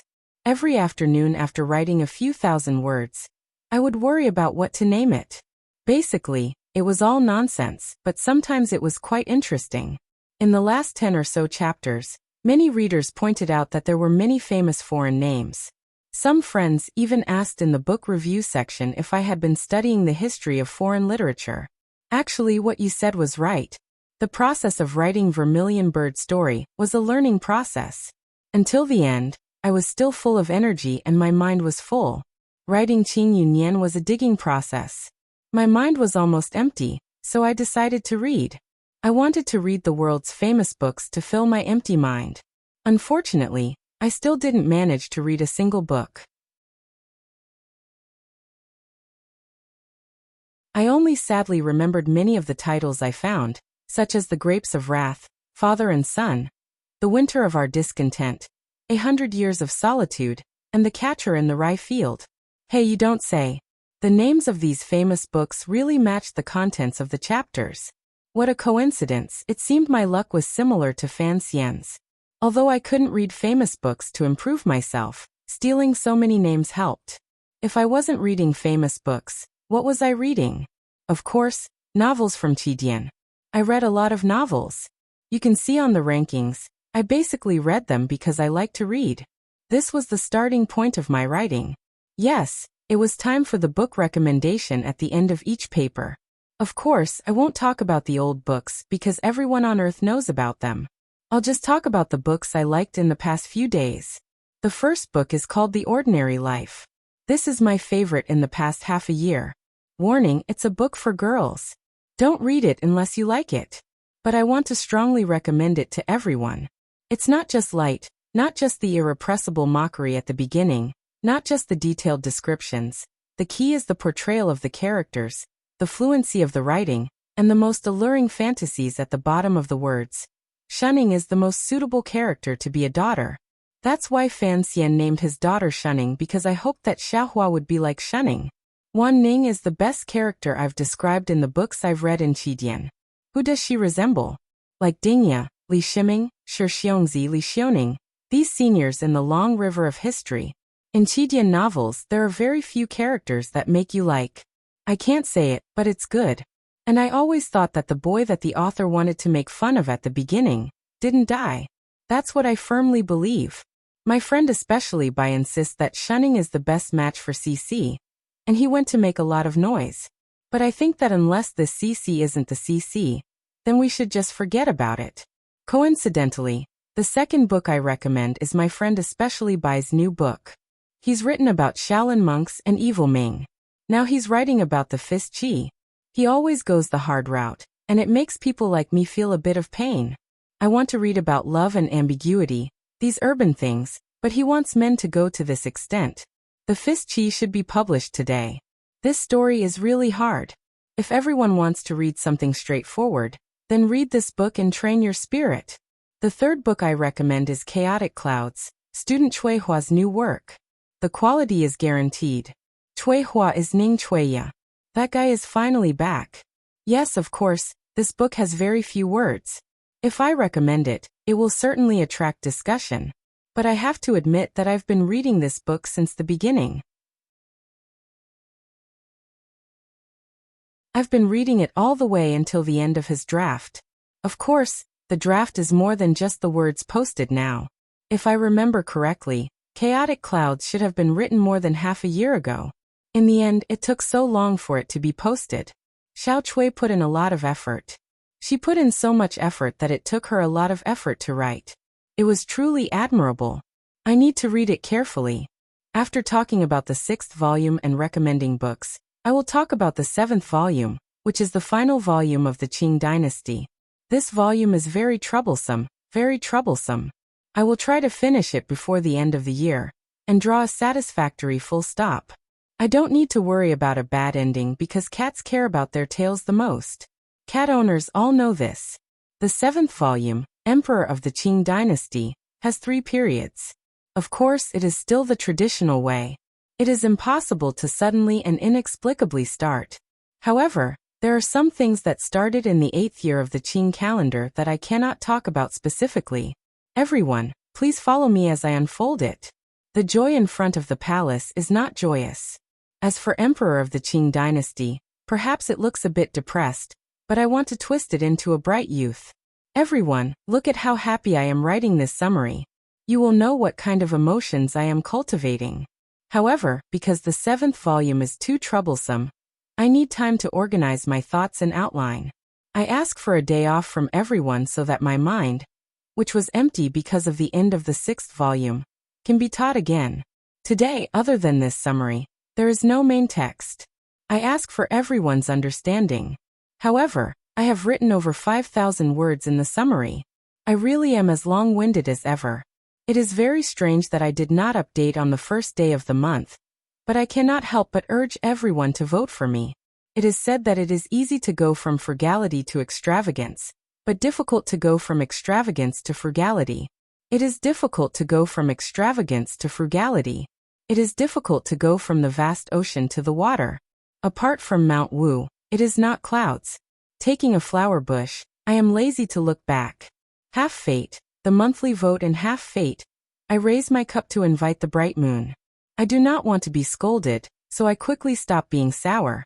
Finally, I congratulate teacher Wang Haidong for having children. Mother and daughter are safe.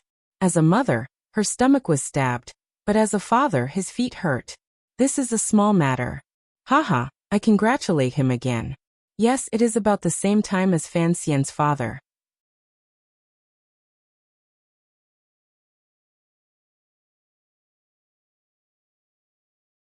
Chapter 596. A dream of glory and splendor.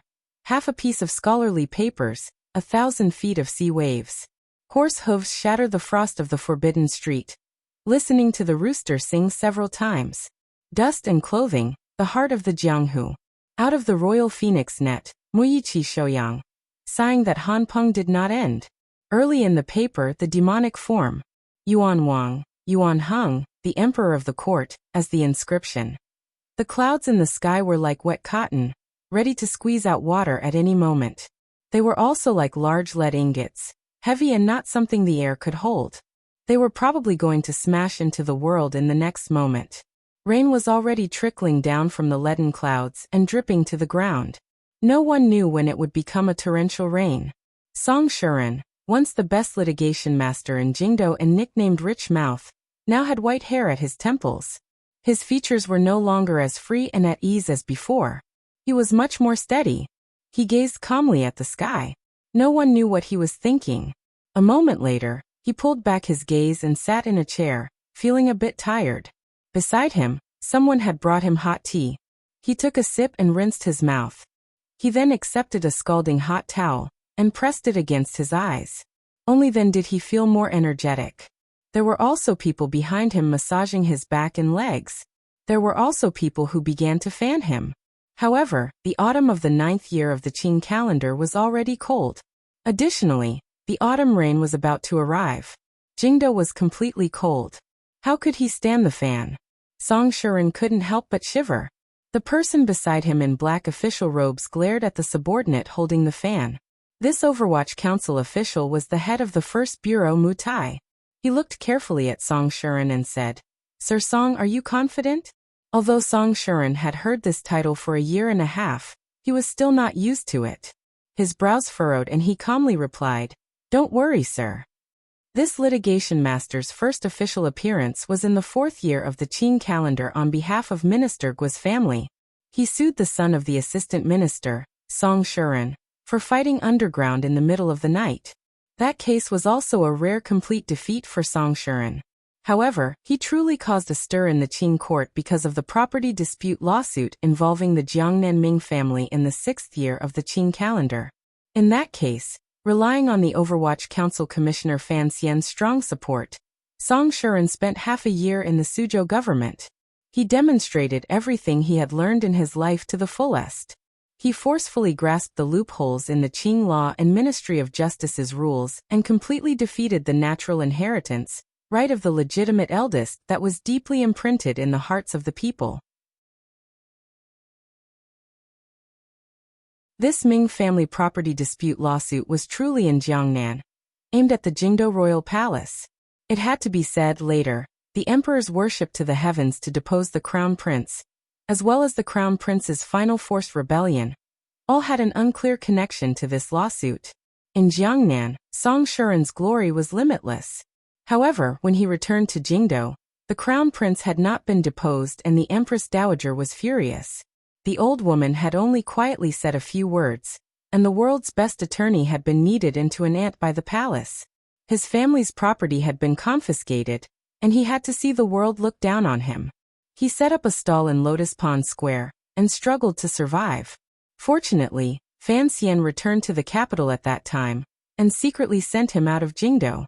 He also gifted him a large sum of money as a form of repayment.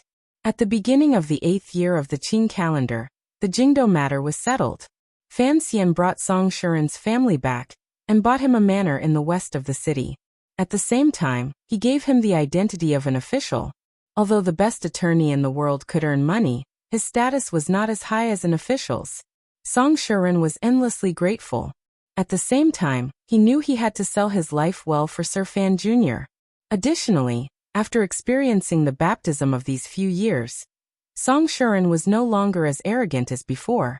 Instead, he appeared steady and ordinary, but he still had a powerful ability to execute laws. His present identity was an official of the 8th Bureau of the Overwatch Council's legal department. He was responsible for helping the Overwatch Council fight lawsuits. The Overwatch Council also needed to fight lawsuits? If this matter had to be told from the beginning, it would be a very long story. There were two important points. First, a few years ago, the Emperor had taken back all of the Overwatch Council's trial power and divided it between the Ministry of Justice and the Supreme Court. Thus, the Overwatch Council was now more of a public prosecutor. During these 2 years, the little Duke of the Overwatch Council seemed to have been provoked by something. After asking for the emperor's edict, he began to purge the governance of officials. The Overwatch Council had captured countless corrupt officials in various roads, counties, and departments. If they captured a criminal official, they had to be interrogated. If they were just handed over to the Ministry of Justice and Supreme Court to interrogate, the Overwatch Council would not be satisfied. Sir Fan Jr. would also not agree. Everyone knew that officials protected each other. Since the Overwatch Council wanted to investigate the governance of officials, they would not give these civil officials a chance to band together. Thus Song Shuren, the newly promoted official of the Overwatch Council specializing in lawsuits, played a great role. As long as he appeared, the crimes the Overwatch Council pinned down were basically all brought to fruition. No matter how the court civil official system tried to hide it, they were unable to let the criminal officials escape. What truly chilled the Overwatch Council were the Emperor's edicts after the Jingdo matter was settled. Although these edicts only continued the plans set when the Seven Gentlemen entered the palace, and had the Imperial Censorate enter the Council's internal procedures to carry out supervision, the Imperial Censor of the left, He Zongwei, relied on the Emperor's favor and clear edicts to truly use his power. On one hand, he weakened the Overwatch Council's power. On the other hand, he began to attack some of the Overwatch Council's violations of the law. The world was large, but it was not as large as the Emperor's edict. After almost 2 years, the Imperial Censorate's power gradually grew. It was like a rope across the Overwatch Council's neck, making it difficult for the Overwatch Council officials to breathe. He Zongwei was like a hunting dog, standing guard outside the Overwatch Council. As long as an official of the Overwatch Council did something forbidden, he would not be soft-hearted or courteous. He would draft up a rule and send it directly to the Supreme Court to ask the court to punish them. The Overwatch Council didn't have any good ideas. From the beginning of the Overwatch Council's establishment, there had been this rule. The Qing law had strictly restricted them from acting against the Imperial Censorate. However, because of the powerful existences of Chen Pingping and Fan Xian, this rule had always been forgotten, whether intentionally or unintentionally. Now that the Emperor had once again remembered this matter, the Imperial Censorate began to shine. Fortunately, Sir Fan Jr. was still the commissioner of the Overwatch Council, so the Imperial Censorate's actions were still relatively gentle. He Zongwei was careful not to touch Fan Xian's bottom line. He only made an issue of the Qing law and didn't bring any insult to the Overwatch Council. However, the Overwatch Council acted in secret and would often violate the Qing law. The Imperial Censorate relied on edicts to urge the Supreme Court to investigate. Even Fan Xian didn't have a good way to deal with it. In the end, this was the Emperor's edict. Furthermore, he knew that the Overwatch Council's dominance was not a good thing for the court. Understanding did not mean accepting. One day in the 8th year of the Qing calendar, Fan Xian kicked open the main door of the Imperial Censorate. He pointed at the 20 or so Imperial censors under He Zongwei and cursed them angrily. He then invited Song Shuren back. Wasn't it just a lawsuit? Was the Overwatch Council afraid of others? Song Shuren had to fight 2 lawsuits in a row in the Supreme Court. One was that the Overwatch Council had found that a vice-director of the Ministry of Works had colluded with the River Transport Governor's Yamen to embezzle silver from the river works. Furthermore, this silver was not from the public. Fan Xian had painstakingly saved it from his own little treasury in the Jiangnan Palace treasury. Then, through the Hangzhou conference that Lady Fan controlled, it had been transported to the River Transport Governor's Yamen. Greed had reached the head of the Overwatch Council's ancestor, so the Overwatch Council was not polite at all. They didn't care about the minister-councilor's connections in court, or the private pleading letter the River Transport Governor had sent. In one dark night, they arrested 20 related criminals and locked them up in the 7th Bureau's prison for a few days before sending them to the Supreme Court. The second lawsuit was a bit of a headache. The Imperial Censorate had found that a certain official of the 4th Bureau of the Overwatch Council stationed in Nanzhou had secretly transferred some silver from the Honglu Temple. When this official returned to the capital to report on his work, the problem was discovered. Using the words of this 4th Bureau official, at the time, there was not enough funds. In order to develop spies in Nanzhou, They had no choice but to use public funds. However, no one knew exactly how much he had used, and whether or not he had intercepted it. The inside of the Overwatch Council knew that this colleague had certainly received benefits. It was just that he was a spy in a foreign country. Even though Commissioner Fan had consecutively increased the Overwatch Council's monthly salary 3 times, they were still nervous. No one was a saint. Has the case been prepared? Song Shuren glanced at the assistant beside him. His name was Chen Buochang. He was the famous person who had fought against Song Shuren in Jiangnan. Unexpectedly, in the end, he had also been half invited and half tied back to Jingdo by Song Shuren. The newly established legal department of the 8th Bureau was all famous litigation masters from various places. Every time he thought of this, Song Shuren, whose heart was as calm as still water, couldn't help but smile bitterly. Sir Fan Jr.'s way of doing things was still as arrogant as ever. It was clear that the Emperor had the Imperial Censorate check and balance the Overwatch Council. Yet you still brazenly went against them and did it so happily. Chen Buochang made a sound of acknowledgement and stood up. As an official of the First Bureau of the Overwatch Council, Mu Tai was listening at the side in the Supreme Court. He wanted to see how the Vice-Chancellor of the Ministry of Works was treated, and to ensure that the official of the Fourth Bureau of the Overwatch Council would not suffer too much. All of the officials of the Overwatch Council admired the 8th Bureau's legal department, because they knew that these former litigation masters were the greatest protection for their interests. He patted Song Shuren's shoulder and sincerely said, "Good luck, sir." Outside the Supreme Court, the rain gradually fell lightly. Song Shuren took a sip of tea. His face was full of confidence. With his hands behind his back, he walked toward the yamen of the Supreme Court. He walked steadily, completely disregarding the Ministry of Justice and Imperial Censorate inside.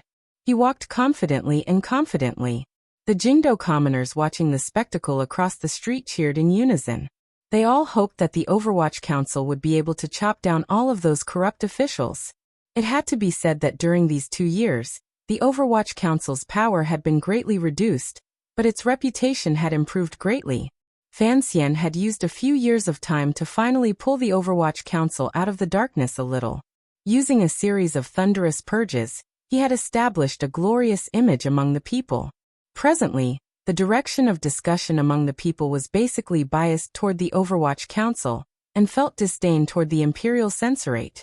Song Shuren walked toward the Supreme Court. His expression was calm, but his heart was not. Working for Sir Fan Jr. was indeed delightful. Not only was it delightful to win, but he could also receive the support of many people. This was not easy. In over a year, Song Shuren had helped the Overwatch Council fight cases, and had never lost. This time it would certainly be the same. However, he had already completely offended the entire Qing civil official system. He knew that he could no longer get off the Overwatch Council ship. Once he did, he would be swallowed by a giant wave. However, he was not afraid because the person at the helm of the Overwatch Council ship was Sir Fan Jr. As long as Sir Fan Jr. was here, no one in the world would dare to harm him. There are some problems on the Nanjiao side. The Imperial Censorate and Ministry of Justice have taken a large amount of silver from that official's home. Chen Buochang looked at his expression and carefully reminded him. Return the stolen goods, remove from office, not guilty. Song Shuren didn't turn his head. Lowering his voice, he said, "This is the Commissioner's bottom line. If the Imperial Censorate wants to go further, they will have to fight openly. They will start with the Xian tribe. Not many of those people are clean." Chen Buochang's heart chilled. He thought to himself that Sir Fan Jr. was indeed like old Director Qin, a powerful and protective person. Looking at his meaning, if the Imperial Censorate did not accept Fan Jr.'s 3 conditions, Sir Fan Jr. was prepared to mess around. He couldn't help but shiver. With Sir Fan Jr. doing things like this, it was no wonder the Imperial Censorate could never win the case against his family. After all, no matter how much Sir He Zongwei was favored by the Emperor or how much effort he put in, he could not stop Sir Fan Jr. from becoming hostile at any moment. If Sir Fan Jr. truly became hostile, He Zongwei would not be able to withstand it. Given his personality, even if the Emperor spoke, it would probably be useless. Everyone knew how much the emperor valued or favored him. Why didn't the commissioner come to watch the show today? Chen Buchang swallowed and asked as he walked. During this year, Fan Xian's greatest interest seemed to be acting as a backer for his subordinates, listening to the Supreme Court's trials, and watching the imperial censorate's ashen faces. Logically speaking, it was fine to send an official of Mutai's level to listen. Even Yan Bingyan couldn't be bothered to come. Yet he kept coming. This little duke sat with his legs crossed in the Supreme Court yamen. All of the trial officials began to feel afraid. No one dared to use torture on an Overwatch Council official. This was the effect he wanted. The emperor has sent him out. Song Shuren only vaguely knew some inside information. He didn't say anything more. Rubbing his wrist, he glanced at the imperial censorate and Ministry of Justice officials in the hall. His face darkened. With a cold huff he began to fight. Heading west from Jingdo, going around the verdant Song Mountain, crossing a number of clear rivers, and after a dozen more days, entering an area where hundreds of li of military land was being cultivated. This was one of the Qing Kingdom's 7 main roads, Shiliang Road. This road was the poorest place in the Qing Kingdom, but it was also the place with the strangest scenery. Most of the land along this road had been repeatedly fought over by the Central Plain and the Hu people over hundreds of years. Until the Wei Kingdom weakened, the Qing Kingdom and its predecessor, the vassal state, began to rise in secret. This country had not yet advanced into the heart of the land when they began to demand 1,000 years of blood debt and land from the Hu people. After fighting for many years and many people died, this piece of land was finally firmly controlled by the Qing Kingdom. At the same time, they built a number of new cities on it and moved in many people. However, it was, after all, a newly prosperous land. Other than farming, commerce was not developed. There were also no valuable products. It was only in recent years that the fleeing of the people who moved in had improved slightly. There were only flat and rarely tended fields, endless lines on the horizon, and the protruding mounds at the edge of the line. The barren desert in the distance looked desolate. The sun here set later than anywhere else in the land. The blood-red dusk enveloped the vast land and reflected a majestic city. It was completely piled up from earth and stone. It suddenly appeared at the edge of the land, flaunting the Qing Kingdom's powerful national and military power, and intimidating the people on the grasslands further west of the majestic city. This was Dingzhou, an important city on the western frontier. The road from Jingdo to Dingzhou was maintained very well. It could accommodate 8 horses traveling side by side. Back then, who knew how much manpower and wealth had been expended? However, it ensured the eternal peace of the Qing Kingdom's west and firmly controlled this large piece of land. No matter how one looked at it, it was worth it. A group of carriages sped toward Dingzhou on this road. It seemed that they wanted to enter Dingzhou before the sun set. However, looking at the mountain in front of them ran the horse to death, particularly on this piece of flat land. Dingzhou seemed to be in front of them but was far away on the horizon. It looked like they would not be able to enter the city before the city gates closed. About 20 li from Dingzhou was a courier station. This courier station was not a military courier station. It was not under the jurisdiction of the Dingzhou army. Rather, it was a courier station managed by the Ministry of Works. Thus, it appeared a bit run down and old. 7 or 8 men were yawning under the light of the setting sun. They had already eaten dinner, and were preparing to gamble later. The sky gradually darkened. A strange smile suddenly appeared on the men's faces. They moved closer to the rear courtyard, and listened to the sounds coming from inside. They covered their mouths and laughed, thinking that the person inside was too impatient. In a stone room in the backyard, the only official of the relay station was hugging a woman's snow-white thighs. His hands were pressed against her soft breasts, and he was moaning nonstop. His body was covered in sweat, and the room was filled with the smell of lust. Dingzhou was far away and did not have much entertainment. Night came too late. Thus, each time the sun set, he would seize the moment and carry out this only form of entertainment. The woman beneath him was a prostitute he had brought from Dingzhou. Although the prostitutes who were willing to leave the city were all average in appearance, he liked this woman's charm and the soft flesh on her body. Holding the slippery courier in his hand, he was incomparably happy. He felt that the woman beneath him seemed to be made of cotton candy, particularly her eyes, which were sweeter and more greasy than the well water in Dingzhou. The 3 liang of silver he earned a month was truly worth it. Just as he was enjoying himself, the door to the room was suddenly pushed open. The courier didn't even turn his head as he cursed. If you want to listen, then listen. If you want to see, then look. F***CK. Why didn't you tell me to be careful? How dare you barge into the door? Be careful not to make me sick on horseback. The prostitute beneath him also giggled. She was not at all afraid of being seen. Suddenly, the courier felt that something was strange because there was no sound behind him for a long time. He unconsciously turned his head and saw it was a stranger. Startled, he quickly jumped up from the kong and fastened his pants.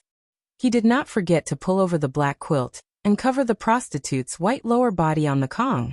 The courier wanted to let loose a torrent of curses, but seeing this stranger's expensive attire, he was probably someone he couldn't afford to offend or an official. His mouth became dry and he became afraid. In a trembling voice he said, "Who are you?"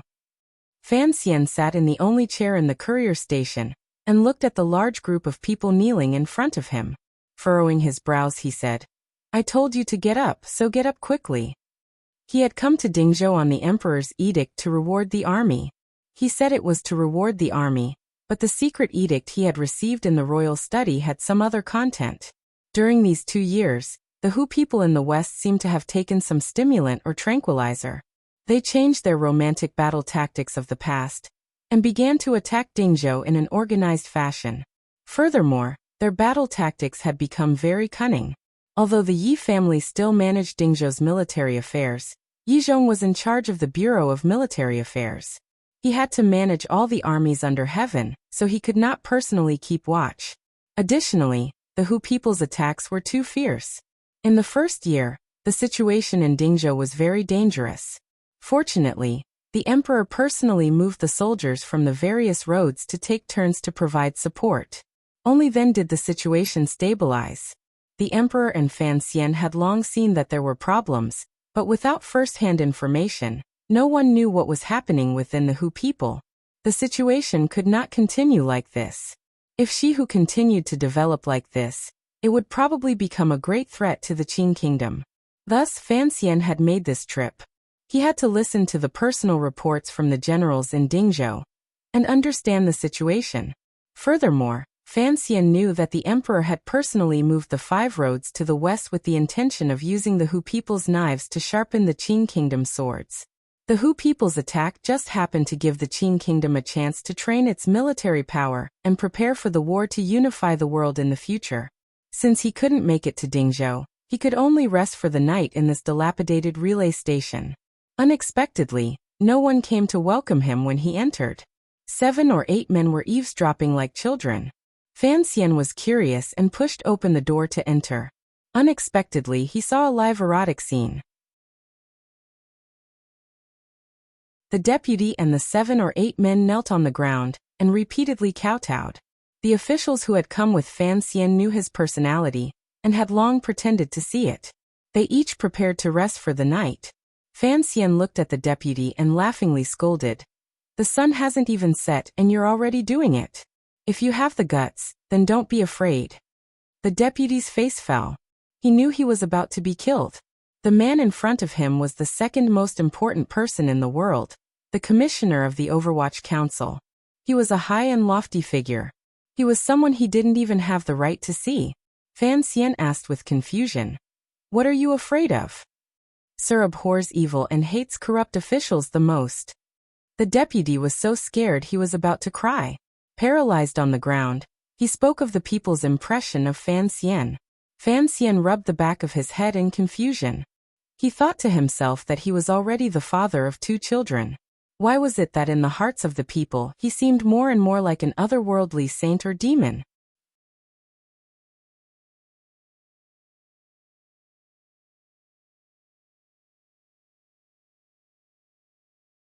Chapter 597. The sky was still beginning to brighten when the group of people from Jingdou rose and washed up. This time, Fan Xian had brought all of the council's people. Other than Mufeng, who was now in charge of the Qinian unit's matters. The rest of the people were made up of members of the 2nd and 6th bureaus. The semi-military management of the Overwatch Council made these people's auras steady and taciturn. There was only the sound of water and the creaking of the door opening, but there was no conversation. It was nearly 20 li from the courier station to Dingzhou. Speeding along the 8-horse-wide road, it didn't take much time. Furthermore, they didn't need to cherish the horses. When this group of people arrived at the east gate of Dingzhou, the sun had not risen very high. There was a glimmer of coldness in the warmth. However, the vegetable farmers lining up to enter the city, as well as the merchant groups from the Central Plains, had already formed a long line. Autumn had not yet deepened in Jingdou, but the soldiers of the large city on the border had already begun to put on armor padded with layers of cotton. Fan Xian glanced at them inconspicuously, and then indicated for Mu Feng, or to prepare the documents for customs. From the beginning of his trip to Dingzhou, Fan Xian had not prepared to reveal the imperial envoy's honor guard. Of course, there were only a dozen people. Even if he wanted to, he couldn't. This group of people disguised themselves as Jiangnan merchants. In their hands, they held travel passes and tea contracts issued by the Ministry of Revenue and the Palace Treasury Transport Company. The reason they had to disguise themselves like this was not because the court had any suspicions about the inside of Dingzhou. Rather, it was because Fan Xian wanted to meet someone in private. In order to ensure that person's safety, it was best not to go through the court's channels and meet in private. After all, the Hu people had suddenly become enlightened. The emperor and Fan Xian both suspected that there was a capable person in charge in Shihu, who knew if there were spies planted by the Hu people in the military and political manners of Dingzhou. The soldiers at the east gate did their inspection work very meticulously. Fan Xian did not line up. He stood to the side of the line and watched with cold eyes. He quietly nodded his head. The Yi family had operated on the western frontier for decades, yet they had not slacked off at all. No wonder the emperor appreciated them so much. The deputy at the courier station wiped the cold sweat from his forehead and followed behind Fan Xian. His heart was pounding. He had also changed into merchant clothing. His face had been tampered with by the Overwatch Council officials, making him appear even more wretched. However, he didn't understand why the noble in front of him would bring him into the city, and why he had to dress like this. The line quickly reached Fan Xian's group. Fan Xian noticed that although the Dingzhou soldiers were strict in their inspection, they did not take the opportunity to collect any benefits. Furthermore, they did not purposely make things difficult for the merchants and farmers from all over. Their speed was very fast. Mu Feng handed over the customs documents, travel passes, and tea deeds that he had prepared. The official stilled slightly and furrowed his brows.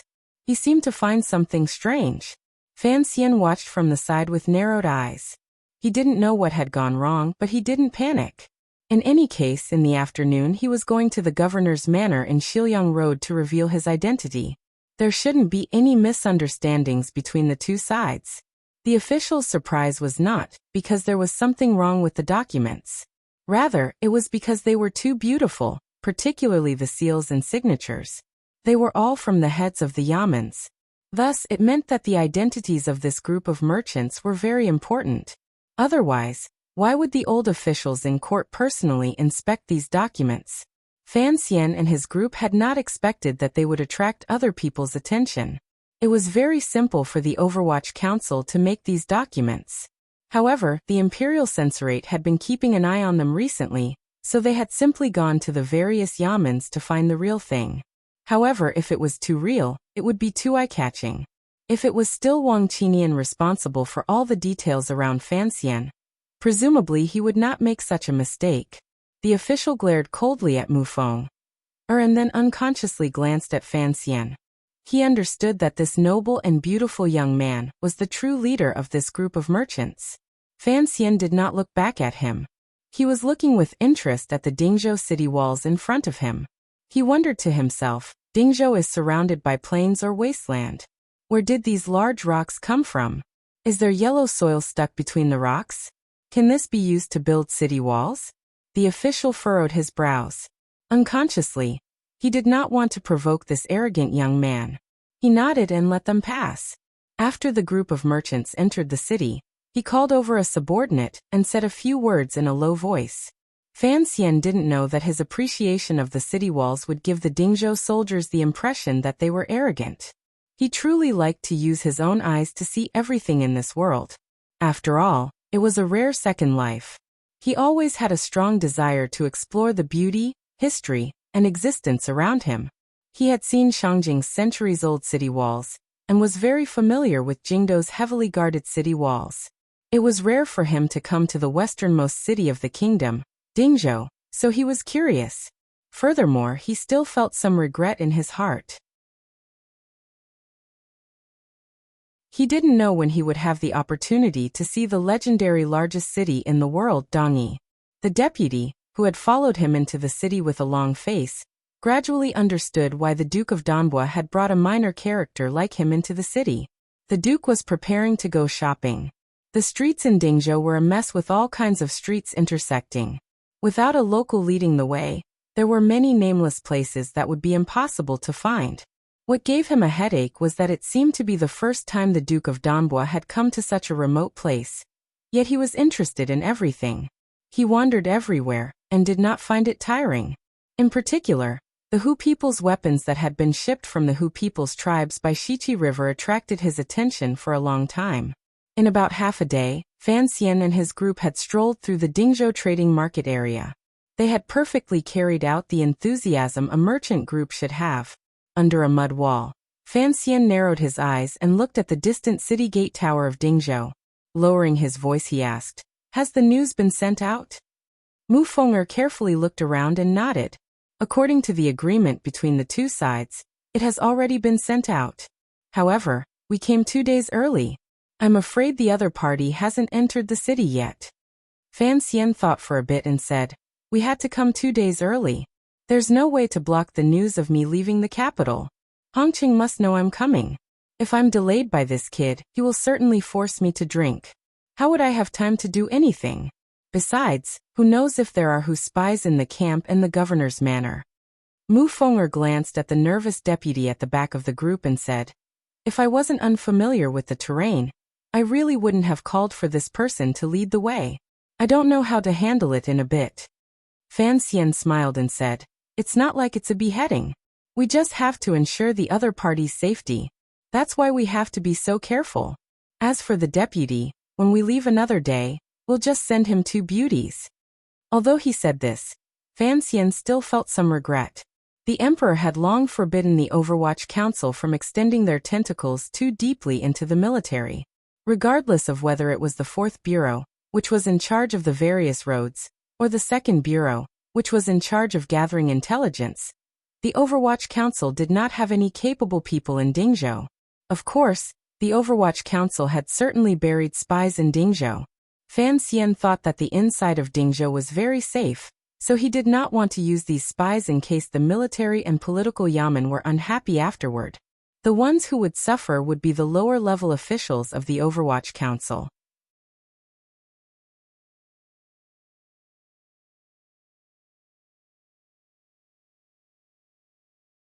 It was not until he had indeed given the Overwatch Council some useful intelligence that the Overwatch Council began to follow up on this path. Other than Fan Xian himself, there was no one else who could follow up on this path. The reason for the relationship between Hu Gu and the Overwatch Council was Ma Suasua. Ma Suasua was still being hidden by Prince Huqing, but in terms of belonging, she was in the end Fan Xian's person. This princess of a Hu tribe was a female captive, but also not a female captive. The tribe she belonged to had originally been prepared to surrender to the great prince's troops. However, before they could do so, they were exposed. The entire tribe had been completely slaughtered by the Western Hu king.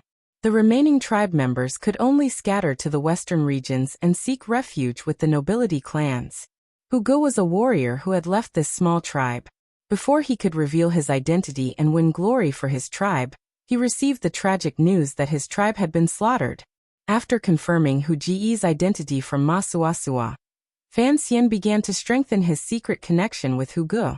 Not only did Ma Suasua know Hu Gu, but the two of them had been good friends when they were young. In the words of the Central Plains, they were childhood sweethearts. Fan Xian looked at his old face and muttered to himself.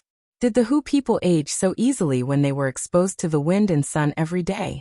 Hu Ge carefully put the jade hook into his clothes. Looking at Fan Xian, he said, I indeed want to avenge my tribe. Don't forget, I am also a Hu person. There are some things I can say and some things I cannot say. You Qing people are too sinister and cunning. I cannot trust you. Fan Xian understood this. If he wanted Hu Ge to lead the way for the Qing army and launch a surprise attack on the western Hu king's camp, no one in the court would believe him, let alone whether or not he would be willing. He lowered his head and thought for a moment. He then said, I don't need you to do anything. On the contrary, I can support you in doing something. I heard that the left virtuous prince's situation is not very good. If you can help him stand firm, presumably, your own power will also rise. Without waiting for the Hu tribe ace to speak, Fan Xian waved his hand crisply and said, I don't ask for much in giving you support. First, you must think of all ways to stop the great attack next spring. Even if you can't stop it, I still need your intelligence. Don't worry, the Qing people are straightforward. We won't set up an ambush. We just need to set up a formation and scare each other. You should know how to arrange this. Hu Ge furrowed his brows and said, Right now, even the left virtuous prince's words have no power, much less mine. That's your problem. Since it is cooperation, you have to show some sincerity. Fan Xian looked at him calmly. I won't mistreat you.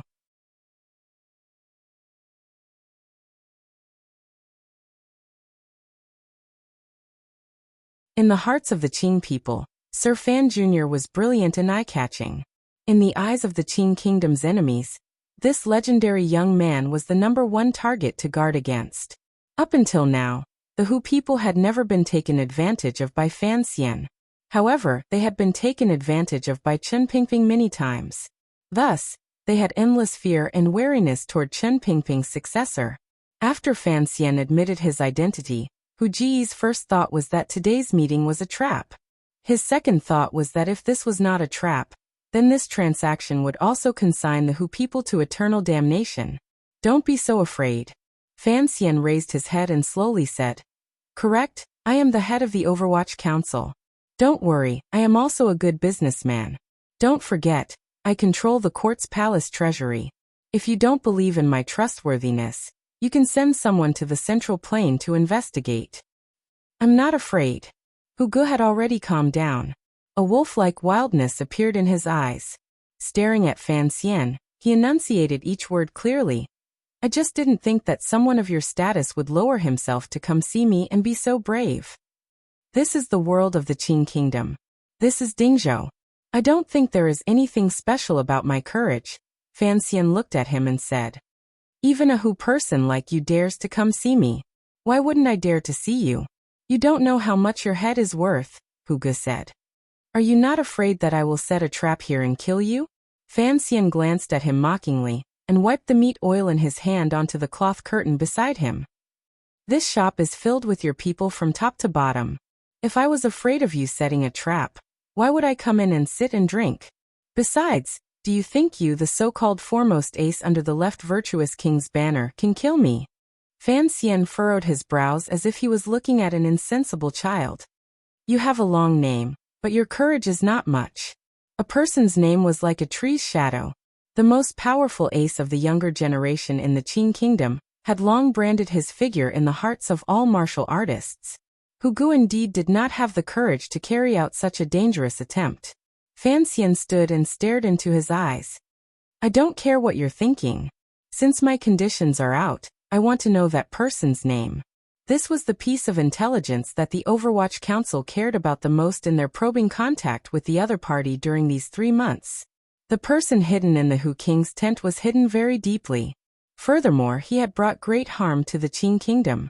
The Overwatch Council and Bureau of Military Affairs had tried everything they could, but were still unable to find out who that person was. Even the two councils were not sure if there was such a terrifying military advisor in the Hu tribes, or if the two virtuous kings and the chief had suddenly been enlightened. Fan Xian did not think so. The Qing emperor also did not think so. The father and son had the same judgment. It was easy to change mountains and rivers, but it was difficult to change a person's nature. The changes in she who must have been influenced by outside forces. They were certain that that person existed. This was the most important goal of Fan Xian's trip to Dingzhou. He wanted to dig out that person. Hu Ge was the highest-ranking figure the Qing court could come into contact with among the Hu tribe. He had been urged for a long time. Hearing these words again, the expression of this Hu tribe ace changed. He knew how much help he would receive from the Qing court. Furthermore, Sua's life and death were in the hands of this young man in front of him. He didn't have much of a choice. However,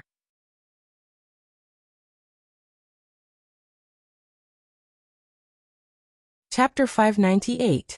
Songji Xianling? This was a completely unfamiliar name. Fan Xian thought of a person called Songgan Zanpu. He shook his head and said, "This is the language of the grasslands." His brows suddenly rose. He thought that if this mysterious person had come to the grasslands from the outside, then this alias must have a true meaning. However, it should have its own meaning. This is the tribal language of the brothers in the north. It is not the language of the grasslands. Hu Ge sheathed his curved knife and said seriously, "I've investigated for 3 months and can already confirm that this person came to the grasslands with the northern tribes. I'm not sure about the meaning of Songji Xianling, but the Xianling should mean twinkling." Fan Xian's brows furrowed. Twinkling. Twinkling. Diamond, twinkling? He immediately thought of the name wrongly. He didn't think that twinkling could be an adjective or some kind of movement, such as flowers blooming. This proved that the Hu tribes did not have a unified language, and would indeed bring trouble to many people.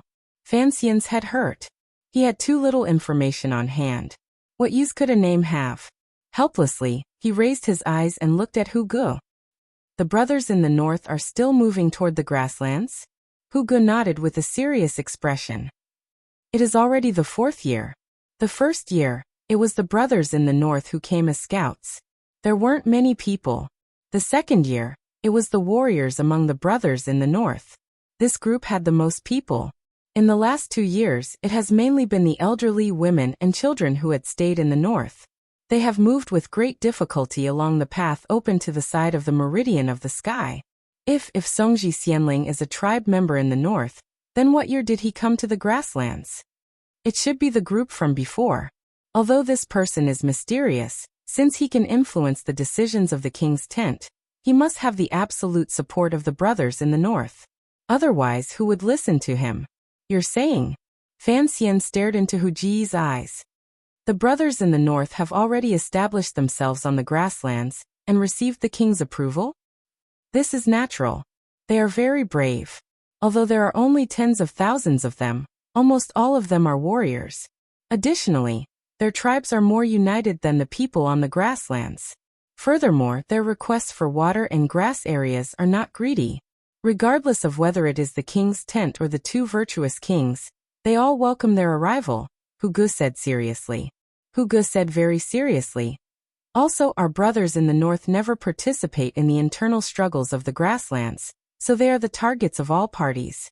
Although their voices are still steady, they seem to be getting louder and louder in our ears. Fan Xian nodded and didn't say anything.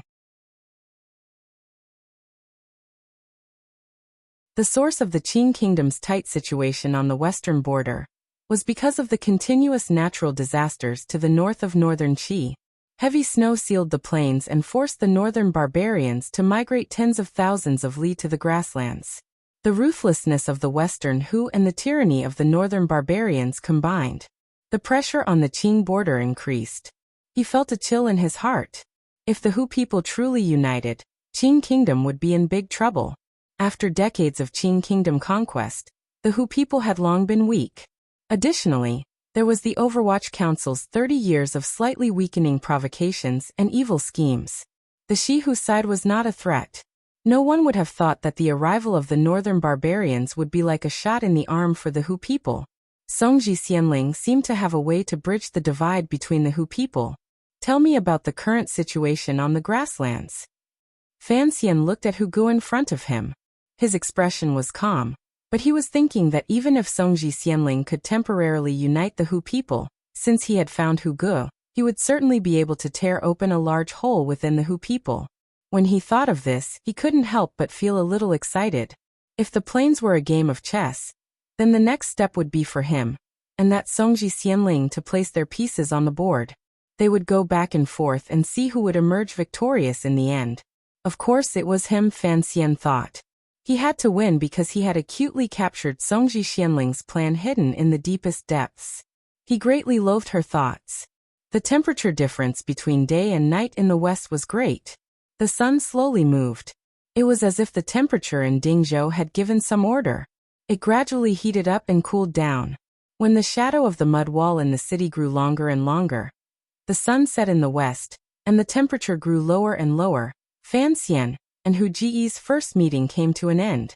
In his mind, he thought over the information he had obtained from Hu Ji's mouth. Fan Xian confirmed that he had benefited greatly from this trip. He then confirmed the method of contact with the other party, as well as the details of the contact, and began the final exchange of benefits. Regardless of whether it was gold, silver, treasures, silk, tea, or porcelain, it was all transported to the grasslands and handed to Hu Ji's hands without anyone knowing. This in itself was a troublesome matter. Fortunately, although the grasslands and Qing Kingdom had fought for decades, the tribes on the grasslands had long become accustomed to paying tribute because the Qing Kingdom had always held an absolute advantage. The trade between the two sides had never stopped.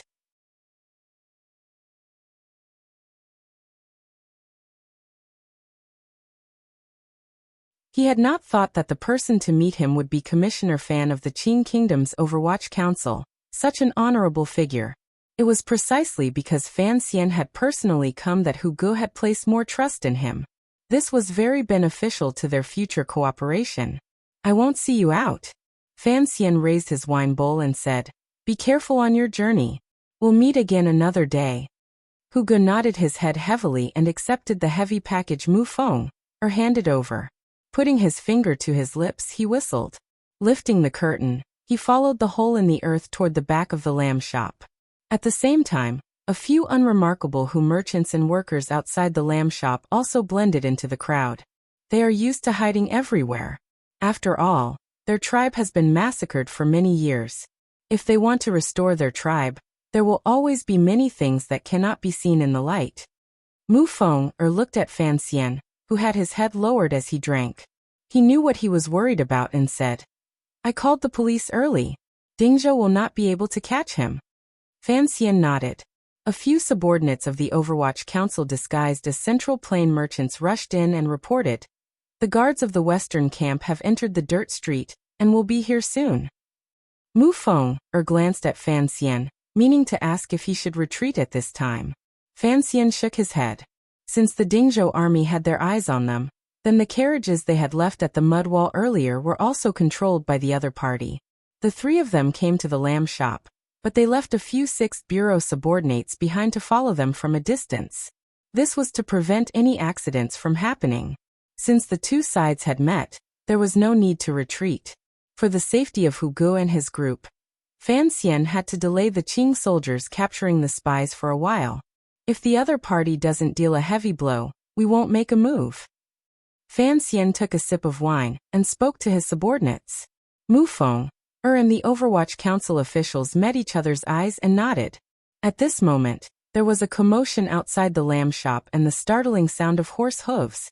Countless people charged in and surrounded the shop. Faintly, one could hear an official's loud cry. It was like he had discovered that a target had left the lamb shop. Fan Xian furrowed his brows and felt it was very troublesome. He stood up from the brick bed, turned around, and pulled out a piece of bamboo from the mat. He then walked out of the shop. There was a murderous aura outside the shop. There were at least 200 Dingzhou soldiers surrounding the shop.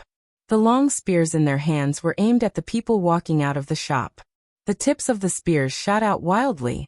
It was as if they could turn the Central Plain merchants into mincemeat at any moment. Outside the encirclement were the well-behaved merchants. They watched this scene with curiosity and nervousness. They didn't know why the people of the general's manor would use such a large force to deal with these merchants. The clever ones had already guessed that the identities of these merchants were probably not that simple. I can't let anyone suspect the escaped Hugo because of my existence. This was the true meaning hidden in the order Fan Xian had given earlier. This spy the Overwatch Council had hidden in Shi Lake was too important. Fan Xian didn't even dare trust anyone, much less in front of so many people. A soldier moved closer to the officer's ear and said something. The officer's eyes lit up. Presumably, he had confirmed the other party's identity.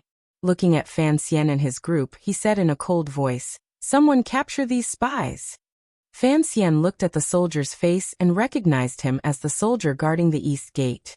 It was this person who had examined their documents to enter the city. He immediately knew where the problem was.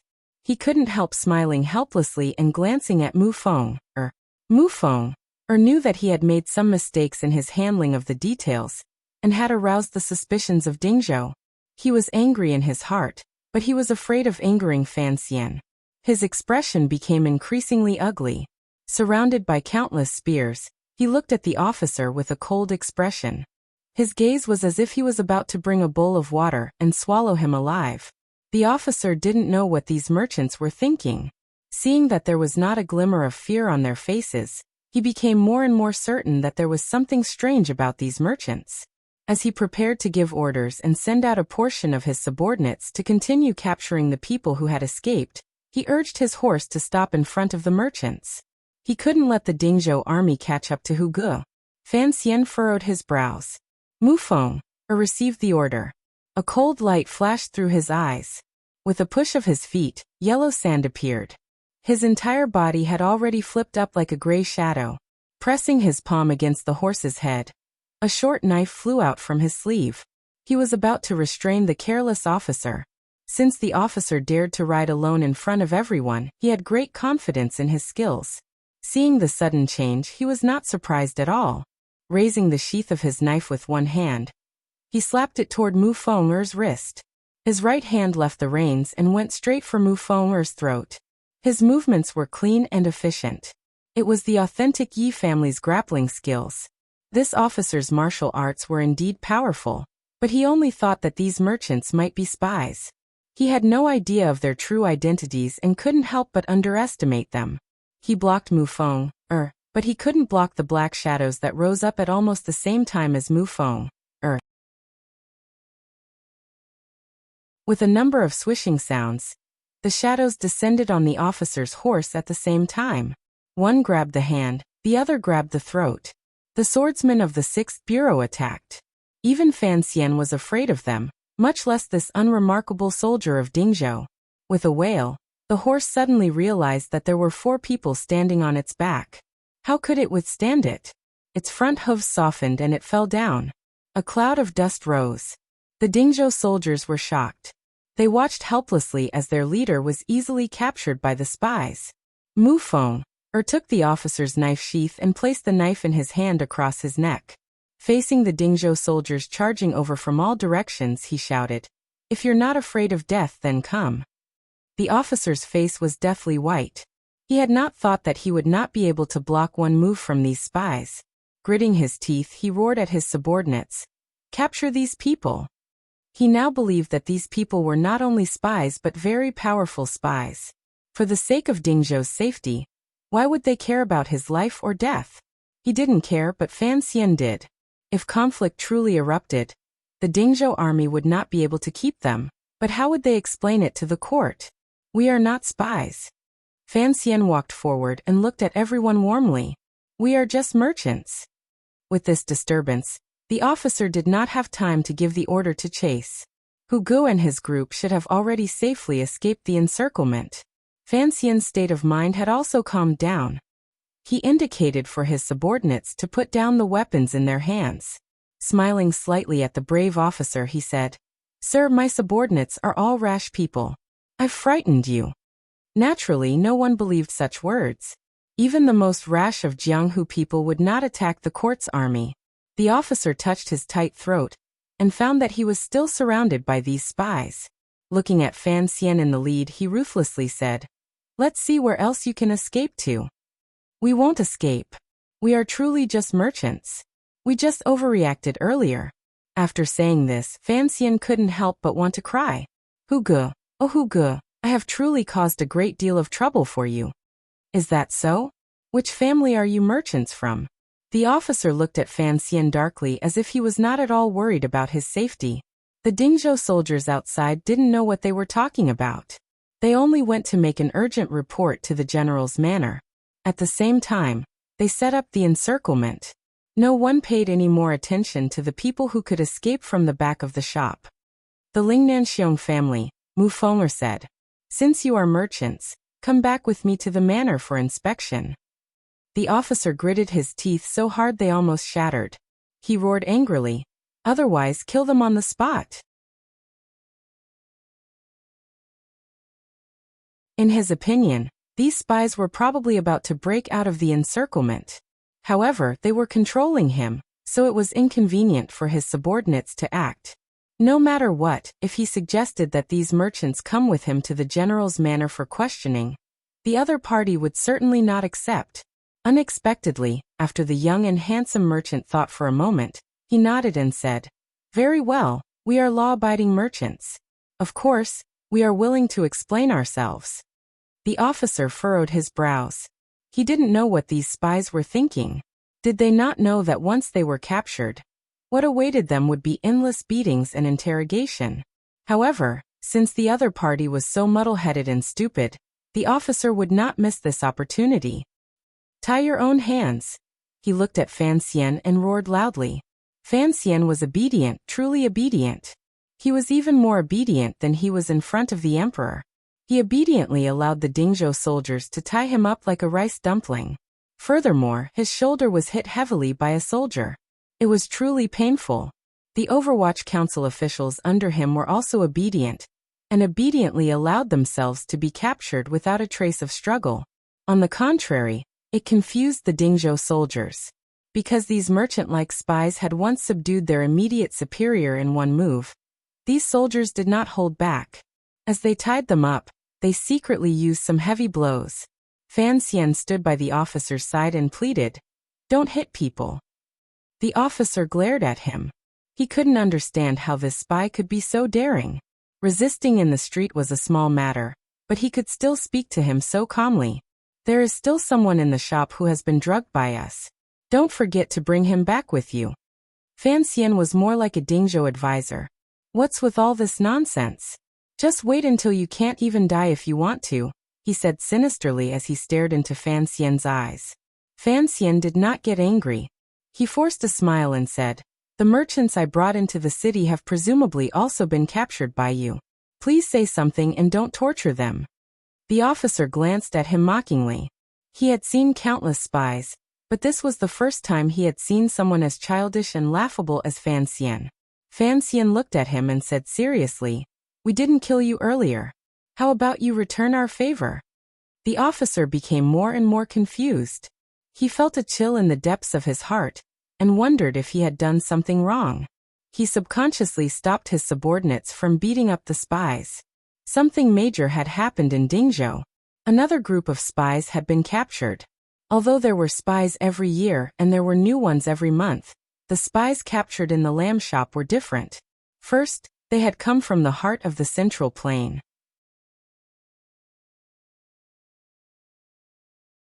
No one knew if they wanted to do illicit salt business with Shihu or if they had a bigger plan. Second, these spies were clearly strange. The upper echelons of the Dingzhou army took great interest in this group of spies. They had always disagreed with the court and Overwatch Council's decisions. They thought that there was no godlike military advisor in the Western Hu King's tent. The reason the Hu people had been so powerful these years was all because someone within the court had colluded with them, and provided them with large amounts of support. These merchant spies who came from Jiangnan, through Jingdo seemed to confirm this point even more clearly. This was a serious matter, so there was no time to use torture to interrogate these spies. Before the governor's manor could reach out, the commander of the military in Dingzhou had ordered the spies to be escorted back to the general's manor. When it came to stealing credit, regardless of whether it was the front line or the rear, it was all the same. The officer escorted Fan Xian and his group into the general's manor. He found that the general was personally interrogating them. He couldn't help feeling happy. He thought to himself that although he had made a fool of himself today, he had captured these important people. His merits still outweighed his faults. We still haven't had time to ask. The general sitting at the top ground his teeth until they creaked. Then what are we waiting for? First, break their legs and then flog them 30 times. Then we can question them. The Dingzhou soldiers below shouted in unison and prepared to take action. The general spat on the ground and cursed. Motherf asterisk cur, how dare you not kneel in front of me? You're quite unyielding. What bullsh asterisk Tixiong family of Lingnan?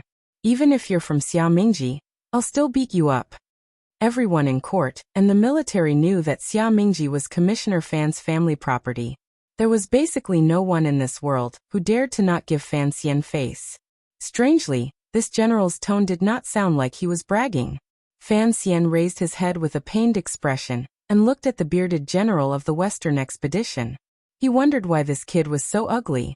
He sighed and said, "We can't beat them." The Western expedition camp's imperial general, Li Hongqing, was angrily drinking strong wine. He wondered why these bastard who people never let him relax. Suddenly hearing these words, he unconsciously looked down the hall and unexpectedly saw a familiar face. The features on that face had changed slightly, but the mischievousness in his eyes was just as strong as it was in the past.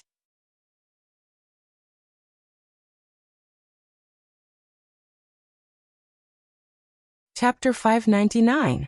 The official wiped away the wine on his face and looked stupidly at the general. He didn't know why the general was angry. Was it because he had embarrassed the general's manner on the street earlier? So the general was using this method of spraying strong wine in his face to express his strong disdain for him?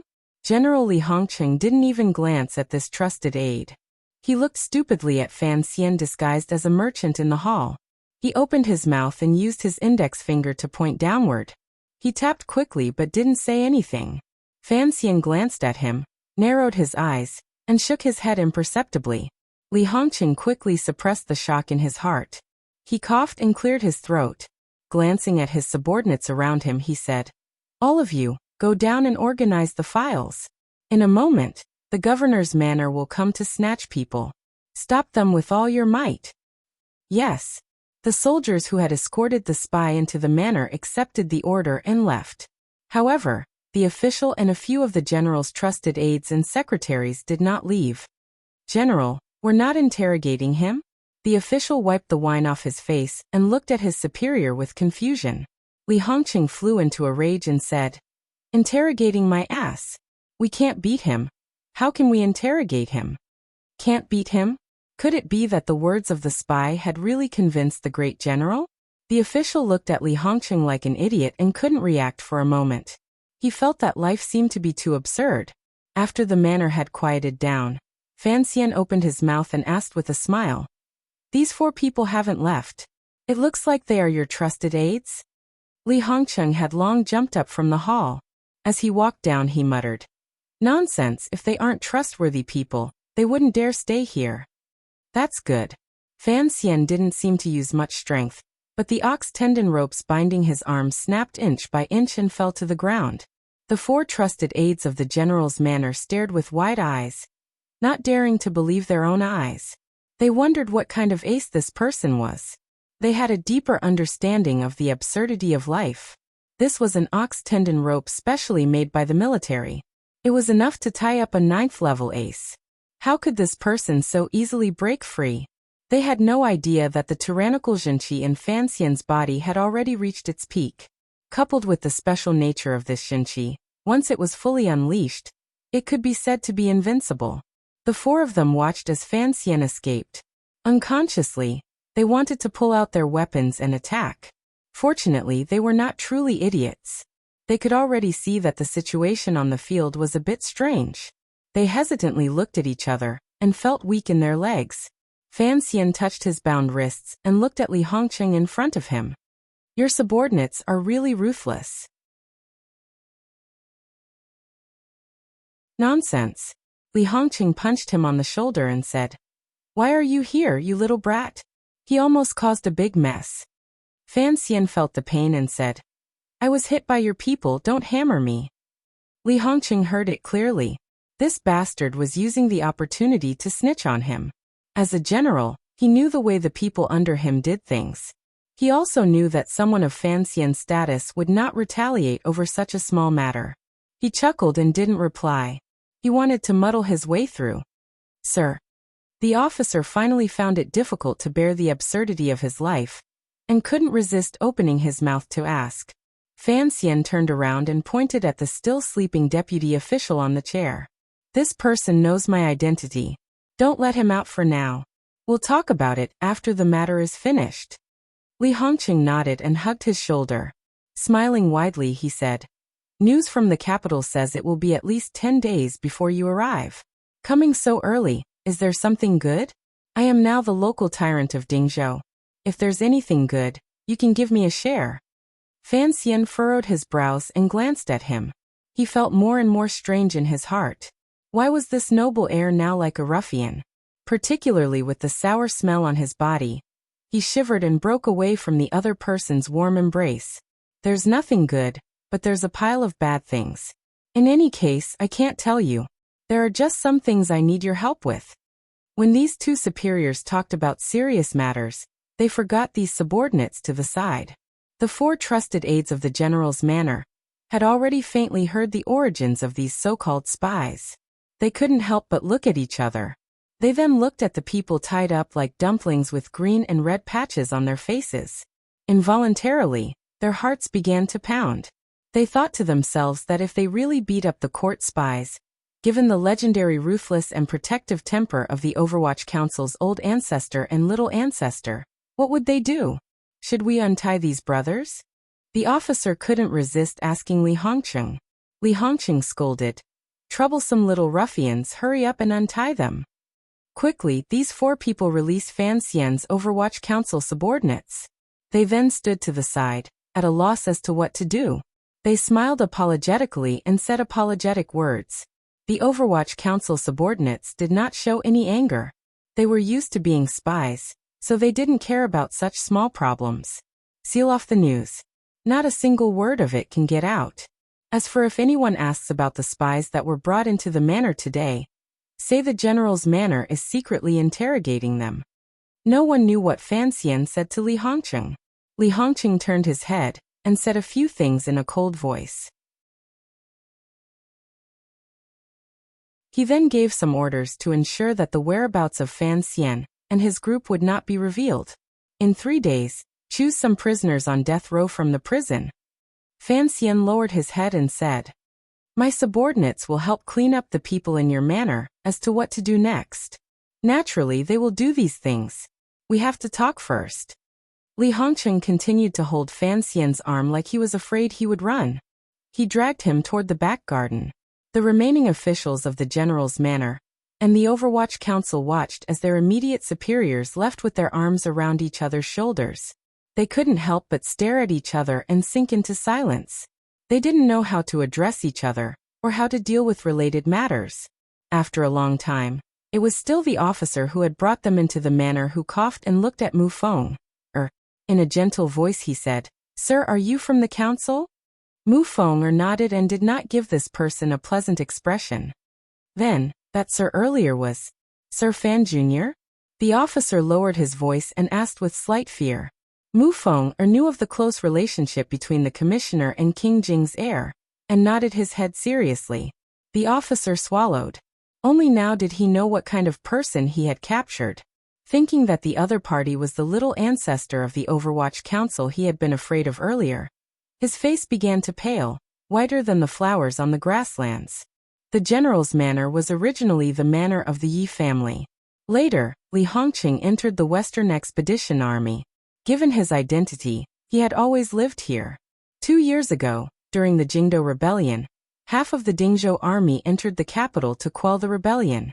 Yi Zhong and Gong Dian remained in Jingdou and never returned. Thus, the general's manor became Li Hongqing's private manor and office. There were no other people in the manor. Walking all the way to the back garden, they didn't see a single servant. Fan Xian was secretly surprised, but he didn't show it on his face. Sitting on a cold stone bench in the garden, He got used to the cold and harsh atmosphere that was completely different from the gardens of the central plain. Only then did he speak carefully and say, "You have to explain clearly to your subordinates that no one can think that I entered Dingzhou today. So wordy. You came 10 days early to do business. The problem is, given your current identity, what is there to be afraid of?" Li Hongqing carried a large pot of wine and poured 2 bowls, placing them in front of each other. "I don't want people with ulterior motives to guess that I'm here to see someone because of my early arrival." Li Hongqing's hand holding the pot of wine paused for a moment. Fan Xian looked at him and said, "I won't hide this from you. I buried a spy on the grasslands. Today, I came to see this spy, but..." He emphasized his tone. "Other than you, I don't want anyone else to know about this because the life and death of that spy will affect the lives and deaths of many people in the Qing kingdom." Li Hongqing thought for a moment and then nodded. He then said, "Just as you said earlier, I will take care of it.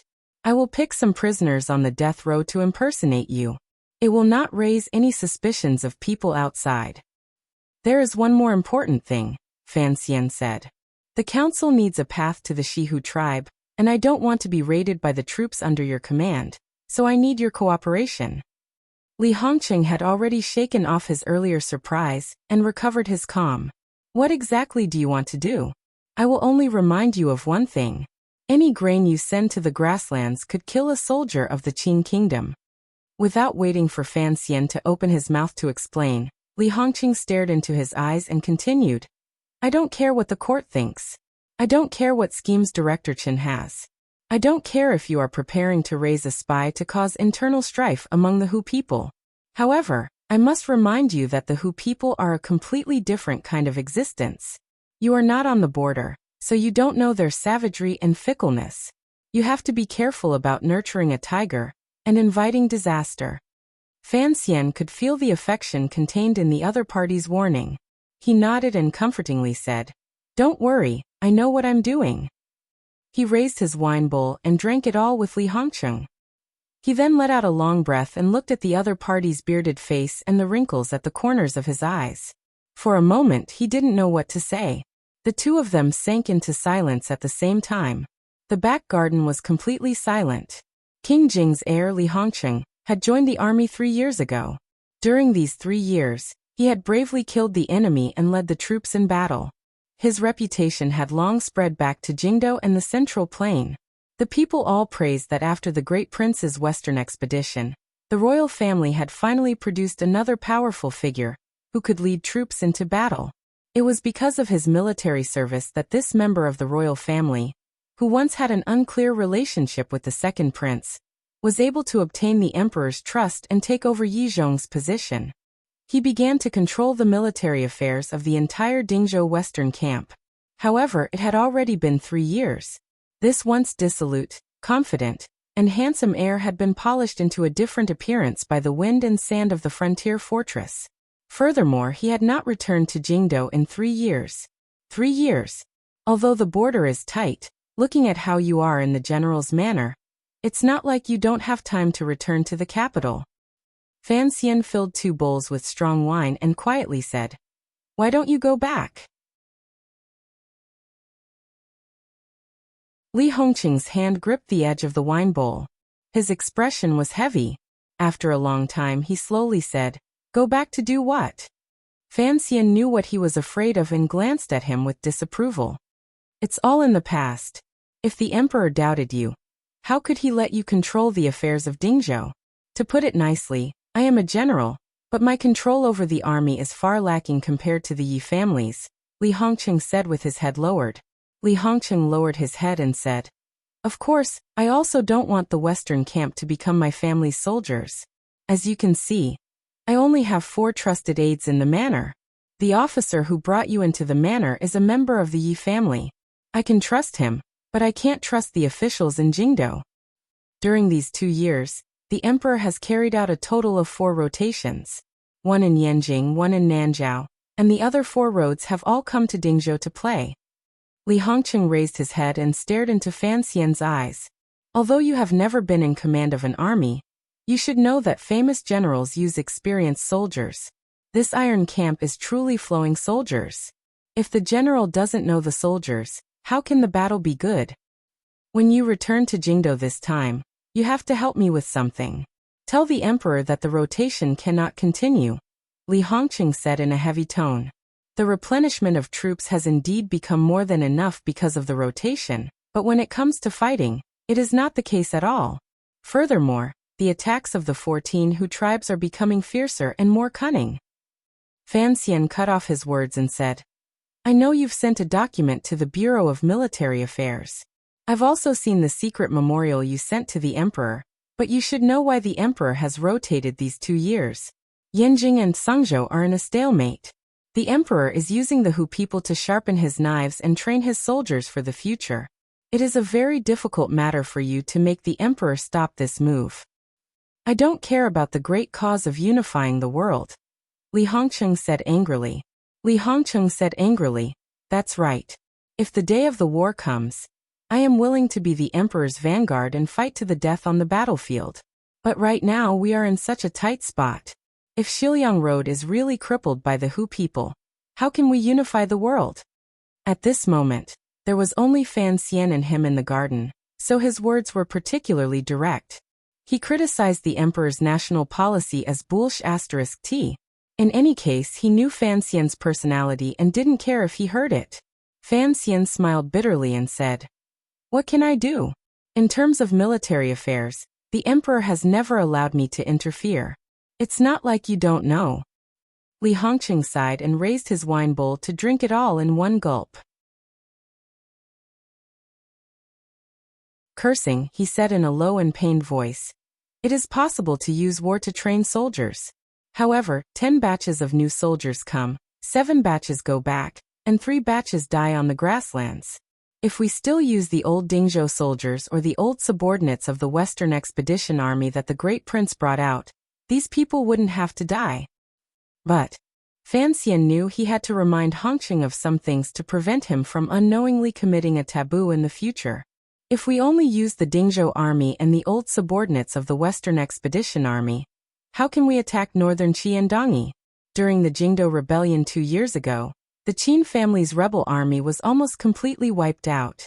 The internal structure of the army suddenly became unstable, and military power dropped rapidly. The emperor must use Dingzhou to pick up the edge of the Qing army again. There's no need to talk about this anymore. Don't bring this up to the court again. Not only will it have no effect, but it will also make the emperor unhappy. Of course, the emperor won't just watch you suffer here alone. A slightly mocking smile rose to the corners of Fan Xian's lips. Am I not also here? Li Hongqing shook his head and didn't continue to discuss this topic. Fan Xian looked at him and suddenly said, How often do you bathe now? Li Hongqing paused. I don't remember. About half a month to a month? Fan Xian sniffled and laughingly scolded. No wonder you smell so bad. Li Hongqing glared at him. Fan Xian smiled. Dingzhou has deep wells. There's no shortage of water. Furthermore, you're a general. Can't you even bathe? I'm too lazy. Li Hongqing smiled and shook his head.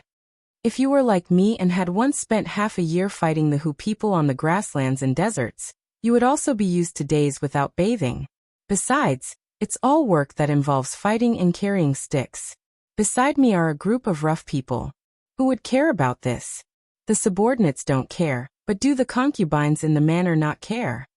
Fan Xian picked up a cucumber and stuffed it into his mouth to chew as he spoke indistinctly.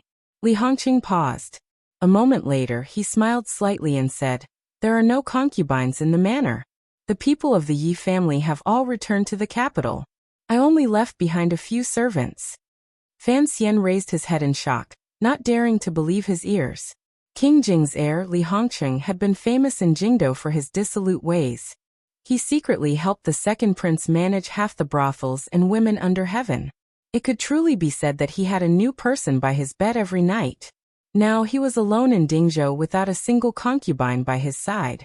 Seeming to guess what Fan Xian was thinking, Li Hongqing used his index finger to gently tap the wine bowl and quietly said, Ruoro doesn't like it, so I quit. Fan Xian was speechless. A moment later he faintly said, I've let you down in this matter. What have you done to let me down? Li Hongcheng laughingly scolded. Fan Xian shook his head and didn't say anything more. He opened his mouth and said, when I first saw you at Yisher Tavern, you had an assistant at your side. You were free and at ease. I didn't expect you to become like this now. There's nothing bad about this appearance. Li Hongqing thought of the things that had happened around him these 5 or 6 years, and felt slightly moved. That day at Yisher Tavern, there was also Guo Baokuan, He Zongwei, and their group. If Li Hongqing hadn't brought it up, Fan Xian might have already forgotten who Guo Baokuan was. You punched Guo Baokuan and later broke up his family. Li Hongqing looked at Fan Xian and said with a not quite there smile. Li Hongqing looked at Fan Xian and said with a not quite there smile. He Zongwei has now become a very popular person in court and the emperor's favorite official. The affairs of the world are all like this. For me to be able to stay out of it, relatively speaking, is not bad. Fan Xian smiled and didn't say anything. You're ruthless enough. Before you entered the capital, Jingdo had been peaceful for a dozen years, Li Hongqing continued. Ever since you entered the capital, people began to die one after another. Presumably, you also did not expect that bastard, He Zongwei, to be able to climb to his current position. The Imperial Censorate has your Overwatch Council by the neck in the capital. He has begun to enter the Hall of Governmental Affairs to discuss matters, and has already begun to threaten you. It had to be said that Li Hongqing and Fan Xian's attitude toward Sir He was strangely the same. Solemn. This was because they both held grudges and remembered He Zongwei's desire to eat Fan Ruorwo, the snow swan. Fan Xian smiled slightly mockingly and said, the higher He Zongwei climbs, the faster he will fall in the future.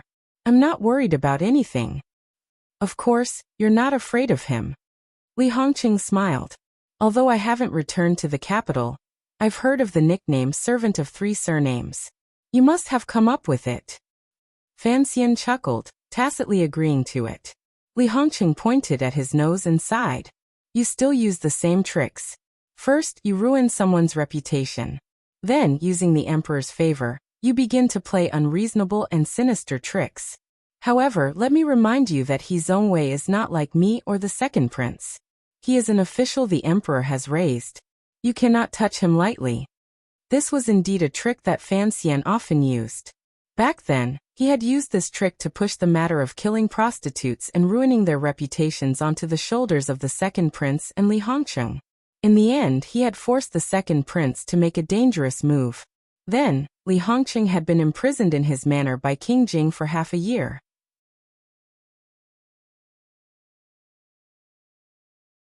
Correct, there are many officials in the court who are beginning to cling to He Zongwei's leg. Servant of Three Surnames? Actually, the master he has always followed has always been surnamed Li. Furthermore, officials are not afraid of things like reputation, Fan Xian said mockingly. However, these officials probably did not think that no matter how the situation in the court develops, He Zongwei will find it difficult to escape death. What do you mean? Fan Xian didn't hide anything in front of Li Hongqing. He smiled coldly and said, the emperor used the Imperial Censorate to check and balance the Overwatch Council and reduce its power. This was something he told me beforehand. I agree with this rule. The Overwatch Council's dominance is not a good thing for the court or the people. But the Overwatch Council's vicious reputation is here. The emperor had to choose an official who dared to oppose me. Thus, he chose He Zongwei because he knew that no matter how things developed in the future, I would not let him go. A cold taste rose to the corners of Fan Xian's lips. Thus, he could only work hard to climb up. However, no matter how powerful he was and how he developed the Imperial Censorate to the point where it could oppose the Overwatch Council, so what? It was the Yamen of the Imperial Censorate that rose up, not him. On the day that the Overwatch Council truly becomes the Censorate, He Zongwei will no longer have any value. Fan Xian shook his head. The emperor only has so many sons. Only the third prince can inherit the throne. Regardless of what the third prince thinks in the future, he will have to consider my attitude before he inherits. He Zongwei has suppressed me for so long. What if he doesn't pay a price? He is grass without roots. He is only grasped in the emperor's hands. Thus, his life depends on how many years the emperor can live. Hearing this, Li Hongqing felt a chill in his heart. Fan Xian closed his eyes and said, "Everyone thinks the emperor is healthy and a great grandmaster. No one has thought that the emperor is now a man in his 50s or 60s. Li Hongqing shook his head. "I have to admit, I don't see things as far as you do. Naturally. Otherwise, you wouldn't have been locked up in the manor by King Jing for so long." Fan Xian smiled slightly at him. "Now that I think about it, you saved my life," Li Hongqing said with his head lowered. "If I had stayed in Jingdo 2 years ago, I'm afraid I would already be dead." He raised his head and sighed deeply, just like the second prince. At the mention of the dead, the atmosphere became oppressive again. After a long time, Li Hongqing forced a smile and said, "Of course this matter cannot be blamed on you. The words you said to the second prince in the tea shop outside Baiwa brothel that day, he later told me. I know you just wanted to bring the second prince down and save his life. However, he is actually as stubborn as you.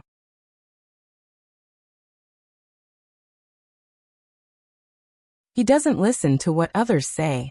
From the beginning, Li Hongqing had stood behind the second prince in the battle for the throne. After Fan Xian took control of the Overwatch Council, his powerful attacks had only beaten Li Hongqing out of the poisonous waters of Jingdo. He had not beaten the second prince out.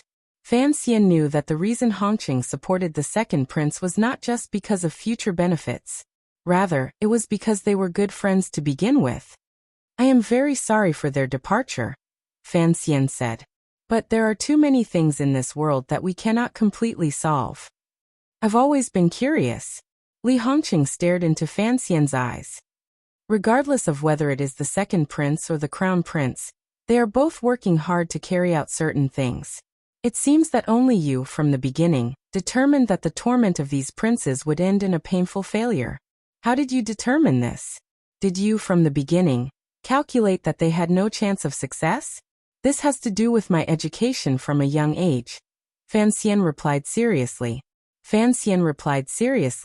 "When I was young, grandmother would hold me and endlessly tell me that the emperor was like this, the emperor was like that, the emperor was undefeatable, and the emperor was like this. I got used to it, so I accepted it. Furthermore," he shook his head. "In the end, reality proved that the emperor was indeed undefeatable." Li Hongqing was silent and speechless. He could only shake his head. "You should go back to Jingdo. I know you're afraid of being reminded of the past, but it's good to see the second prince. He, Chengqian the empress, and the eldest princess are all buried on a beautiful hill. The scenery is not bad." Fan Xian sincerely persuaded this prodigal son who had left home and refused to return. Besides, the prince's health is getting worse and worse. As his son, you have to go back and see. Li Hongqing did not agree. He only sincerely said, "Father was seriously ill last year. It was all thanks to you taking care of him. Rojia's letter said thank you. There is no need for thanks between us." Fan Xian looked at him and casually said, "At the end of the year, Ruorua will be returning to the capital." Li Hongqing abruptly raised his head. His eyes lit up. "Yiling came to Dingzhou to relax. How come I don't see her?" Fan Xian did not continue the previous question. Instead, he asked about another person he cared about a lot. After the second prince died, Wana had accompanied Yiling, for a while. In the end, it was not very effective. Later, it was Yi Zhong who asked for an edict to have his daughter sent back to Dingzhou, where she had grown up. Li Hongqing was in Dingzhou. His friendship with the second prince was not shallow. It was indeed appropriate for him to take care of Yiling. Li Hongqing laughed bitterly and said, "After this Wang Fei saw the grasslands, her mood improved greatly. However, she is not someone who can stay idle. At this time, she is in Qingzhou." "Qingzhou?" Fan Xian sucked in a cold breath and said with blame, "That is the farthest city. It could start a war with Shihu at any moment. What can I do?" Li Hongqing glared at him. "There are countless old Yi family generals in the western camp. Those generals look at Yiling, like she is a little ancestor. They don't even dare to make a sound. If she wants to go to the frontier to fight, kill, and heal, how can I stop her?" Fan Xian repeatedly shook his head and scolded, "What nonsense! Immediately after, he suddenly thought of something and said, "Fortunately, I'm about to go to Qingzhou. When I come back, I'll kidnap her and bring her back." After these words were said, it was Li Hongqing's turn to suck in a cold breath. He cursed angrily. "You're going to Qingzhou? Do you want something to happen and then the emperor to slaughter the entire Dingzhou army to accompany you in death?" The cover has changed. Everyone, please look. This is the final Qing Yu Year cover. Thank you for bringing out the crazy knife again.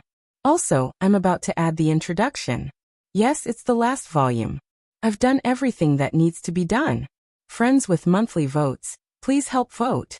This month, I still need everyone's support. If I don't ask, there won't be any votes. Objective reality. Please help me. P.S.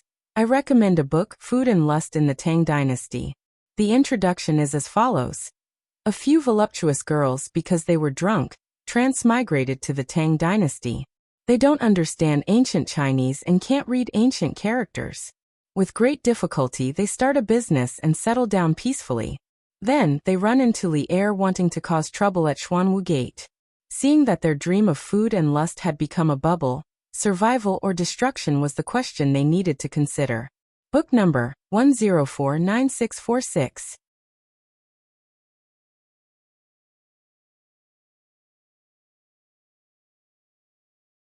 Chapter 600. Fan Xian looked at him with an indifferent laziness in his eyes.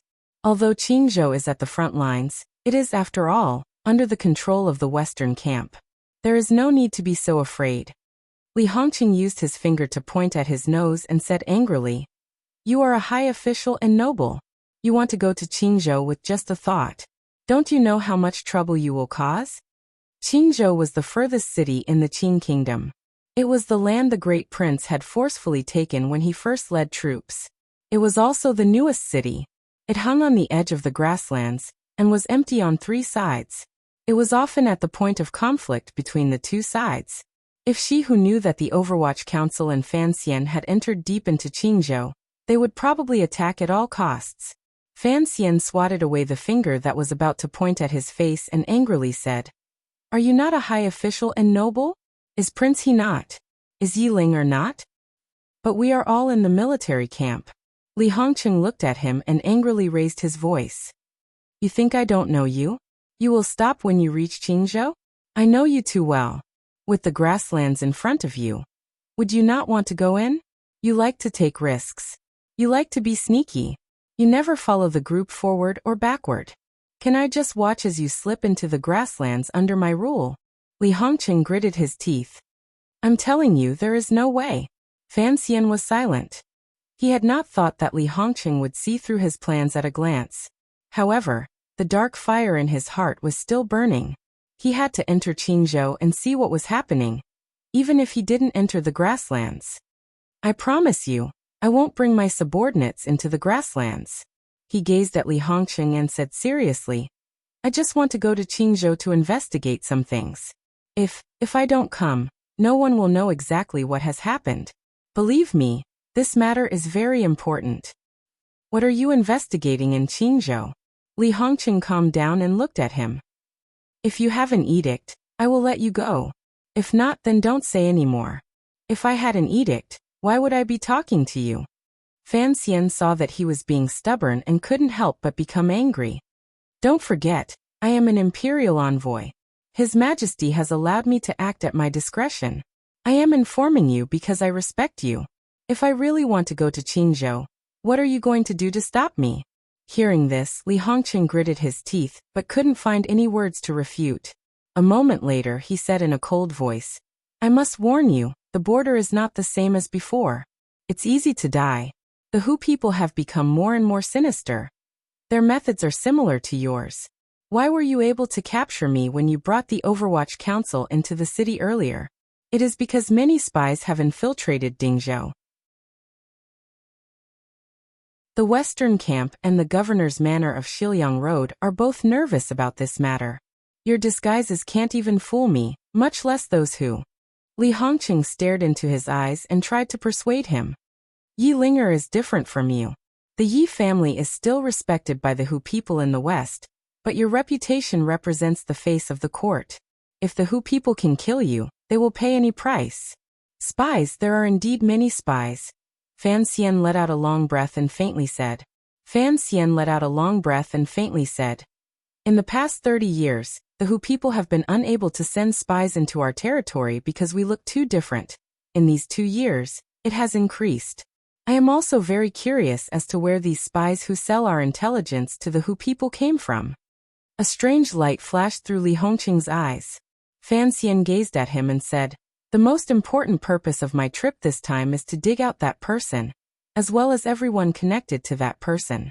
For this matter, I have prepared for 4 whole months. If you want to stop me, go ask the emperor for an edict." Li Hongqing raised his hands to indicate that he had given up. However, he continued to smile coldly and said, "Have you thought about what would happen to the emperor if something happened to you? What would happen to the people of the western camp?" "You overestimate the Hu people." Fan Xian lowered his eyelids slightly and mockingly said, "You underestimate me." Li Hongqing was startled. Suddenly, he pulled him in and walked toward the study where the map was kept. After walking through the garden, they came to a room. Lighting a lamp, Li Hongqing spread out a large map and slapped his palm heavily on a spot in the extreme west. In a cold voice he said, "Look at the position of Qingzhou. It is 200 li away. If you want to go, I will send a troop of 1,000 people to escort you. If you don't want people to escort you, then I want to know, if the Hu people suddenly attack in the last 30 li of the flat desert, how will you deal with it?" Fan Xian looked at the map carefully. Although he had studied this map many times in the Jingdo Council, looking at it again now he still felt a chill. The road to Qingzhou was close to the edge of the grasslands. Using their ability to come and go unpredictably on the grasslands, the Hu people could indeed launch an attack at any time. "I am a merchant. The Hu people do not kill merchants," Fan Xian said with his head lowered. In his heart, he was thinking about the agreement he had with Hu Ge. Li Hongqing did not respond to his words. Pointing at the map he said, "These 2 years, the Hu people have come out of the grasslands every day to sweep through the fields behind Qingzhou. Do you know how many people have died? Once the Hu people get into a killing frenzy, who cares if you are a merchant or not? Even if you are a 9th level ace, if you are faced with hundreds of roaming riders, what way do you have to escape?" Without waiting for Fan Xian to respond, his finger continued to move on the map. "Look at this area. This is the direction the Hu people are mainly attacking. In these 2 years, over 1,000 field army soldiers have died." Fan Xian knew of the tragedy on the border and said, "Is there no way to solve this problem? I can guarantee that the metal riders under my command will not lose to the Hu people's roaming riders. However, this is like 2 people stabbing knives at each other. Both knives are sharp, but the target is different. They don't dare to touch my main force, but I can't catch their main force." Fan Xian said thoughtfully, "The Hu people's camps are moving, but our people are tied to the ground because of the fields. The damage they do to us is greater than the damage we do to them." Li Hongqing nodded his head helplessly. "That is why I have to go to Qingzhou. I have to see just who the master who invented this kind of bastardly tactic is." Fan Xian's eyes were cold. An underworld fire began to burn amidst the coldness. Knowing that he could not convince Fan Xian, Li Hongqing stared into his eyes and asked, "Why is the Overwatch Council paying so much attention to the Xilyang matter?" "It's not council business, it's my private matter." Fan Xian's mood was clearly terrible. Looking at the red dots on the map he said, "Of course it's not just a private matter. I have to stabilize the situation in the West before next year. I need your help. At the same time, I also have to cut off the support the Hu people have." "Before next year?" Li Hongqing looked at him with confusion. He didn't know why he was so anxious about the situation in the West. "Next year, Sigujian can at most hold out until next spring," Fan Xian said with his head lowered. Fan Xian lowered his head and said, "The 4th Bureau put most of its attention on observing Sigujian's injury. This great grandmaster is really good at enduring. He actually managed to endure this much longer than expected. Although he has not seen any outsiders in these 2 years, we know that he is still alive, and we also know that he will die next year. What does Sigujian's life and death have to do with the West?" Li Hongqing asked angrily. Fan Xian raised his head and looked at him. Because if Sigujian dies, the emperor will send me to Dongyi. I will no longer have time to resolve the problems in the West. Li Hongqing laughed coldly and said, Do you think you can resolve everything in the world by yourself? I acknowledge your ability, but I hope you don't think too highly of yourself. Fan Xian knew that the other party's words did not have any ill intentions. He spread out his hands and said, After Sigujian, Dongyi will always lean to one side, regardless of whether it is the Qing kingdom or northern Qi. The biggest problem is how do we smoothly transition Dongyi into our hands? Or if the two sides fight, Dongyi can still maintain a neutral position. That's impossible. Fan Xian smiled self-mockingly and shook his head. Once Sigujian dies, the conflict between the master of the city and the sword hut will explode. What right does Dongyi have to be neutral? But, you still haven't explained what this has to do with you rushing to Xiliang. Fan Xian glanced at Li Hongqing helplessly. After a moment of silence, he said in a low voice, The reason is simple. I have to prove to the world that I can resolve the problems of Xiliang and Dongyi. And then? Li Hongqing looked at him suspiciously. Then, I want to prove to the emperor that if we truly want to unify the world, we don't necessarily have to fight. Even if we have to fight, it doesn't have to be a martial battle. A civil attack is also possible. Even if we have to fight, if we can, we will. Fan Xian's voice grew quieter and quieter. It was so quiet that even he didn't believe these words. Li Hongqing was also dumbfounded. He sat silently to the side, wondering if he had heard incorrectly. Li Hongqing suddenly stood up and quickly paced back and forth in the study. It was as if he was digesting the news he had just heard. A moment later, he stood by Fan Xian's side and laughed uncontrollably. His laughter was filled with absurdity. Are you an idiot? Li Hongqing let loose a torrent of abuse at him. How can you think of such a childish idea? Do you think you're an immortal who can resolve the Hu people without using a single soldier? Without using a single soldier, you can resolve Dongyi and northern Qi? Li Hongqing's entire body shook with anger. Pointing at Fan Xian's face, his fingertips shook wildly. I thought you had some great idea going to Qingzhou, but it's such a childish and chaotic battle. What exactly do you want to do? Have you really been flattered by the Imperial College students to the point of forgetting your own name? Do you really want to be a saint? Li Hongqing abruptly grabbed Fan Xian's clothes and gritted his teeth. Are you crazy? No one in the world will obediently do as you say just because of what you think. The two of their faces were very close. Li Hongqing looked at the darkness in Fan Xian's eyes and roared in a low voice. Prove to the emperor? What exactly are you thinking about? Fan Xian lowered his head and said in a low voice, What am I thinking about? If I said I hoped for the world to be peaceful and without war, would you think this idea was absurd? Li Hongqing let go of his hands. Fan Xian sat back down in the chair. He looked at Fan Xian and shook his head for a moment. He was so shocked he couldn't speak. As a man of the Qing kingdom, how could he hate war so much? Fortunately, he knew how many times Fan Xian had experienced life and death situations in his life. He was not a person who craved life and feared death. This idea is not absurd, Li Hongqing said each word clearly. Rather, it cannot even be considered an idea. Fan Xian raised his head and said fiercely, Why not? If I can use my own power to unify the world, why would the emperor need to go to war and let tens of thousands, hundreds of thousands, millions, or even tens of millions of common people die for this glorious goal? For the sake of so many lives, why can't I think like this? Fine. Li Hongqing nodded his head repeatedly. You can think like this, but you will never be able to do it. Furthermore, I advise you not to let the emperor know of your thoughts. Otherwise he will certainly think you are crazy. I have been crazy to begin with. Fan Xian closed his eyes and faintly said, You don't know how I've lived these 2 years. Every day, I think about this problem. It seems that in the next moment, a great battle will erupt. Those common people who don't understand anything will die under horses, or under knives and spears. I want to change all of this, but I don't know how to do it. No one can help me. No one can help me. He suddenly became angry. Opening his eyes, he stared at Li Hongqing and extended a finger. In a loud voice he said, "They've all left. Chen Pingping doesn't care anymore. Father has retired. Lin Ruofu has been scared into an old rabbit by the emperor in Wuzhou. And the boss? He'd probably be happy to go to war and not stay in Jingdou. Uncle Wu Zhu had also left. It was only him," Fan Xian added in his heart. "It's only me." Fan Xian's lips trembled slightly. He gritted his teeth and said fiercely, "It's only me who thinks and struggles at night. I am not satisfied.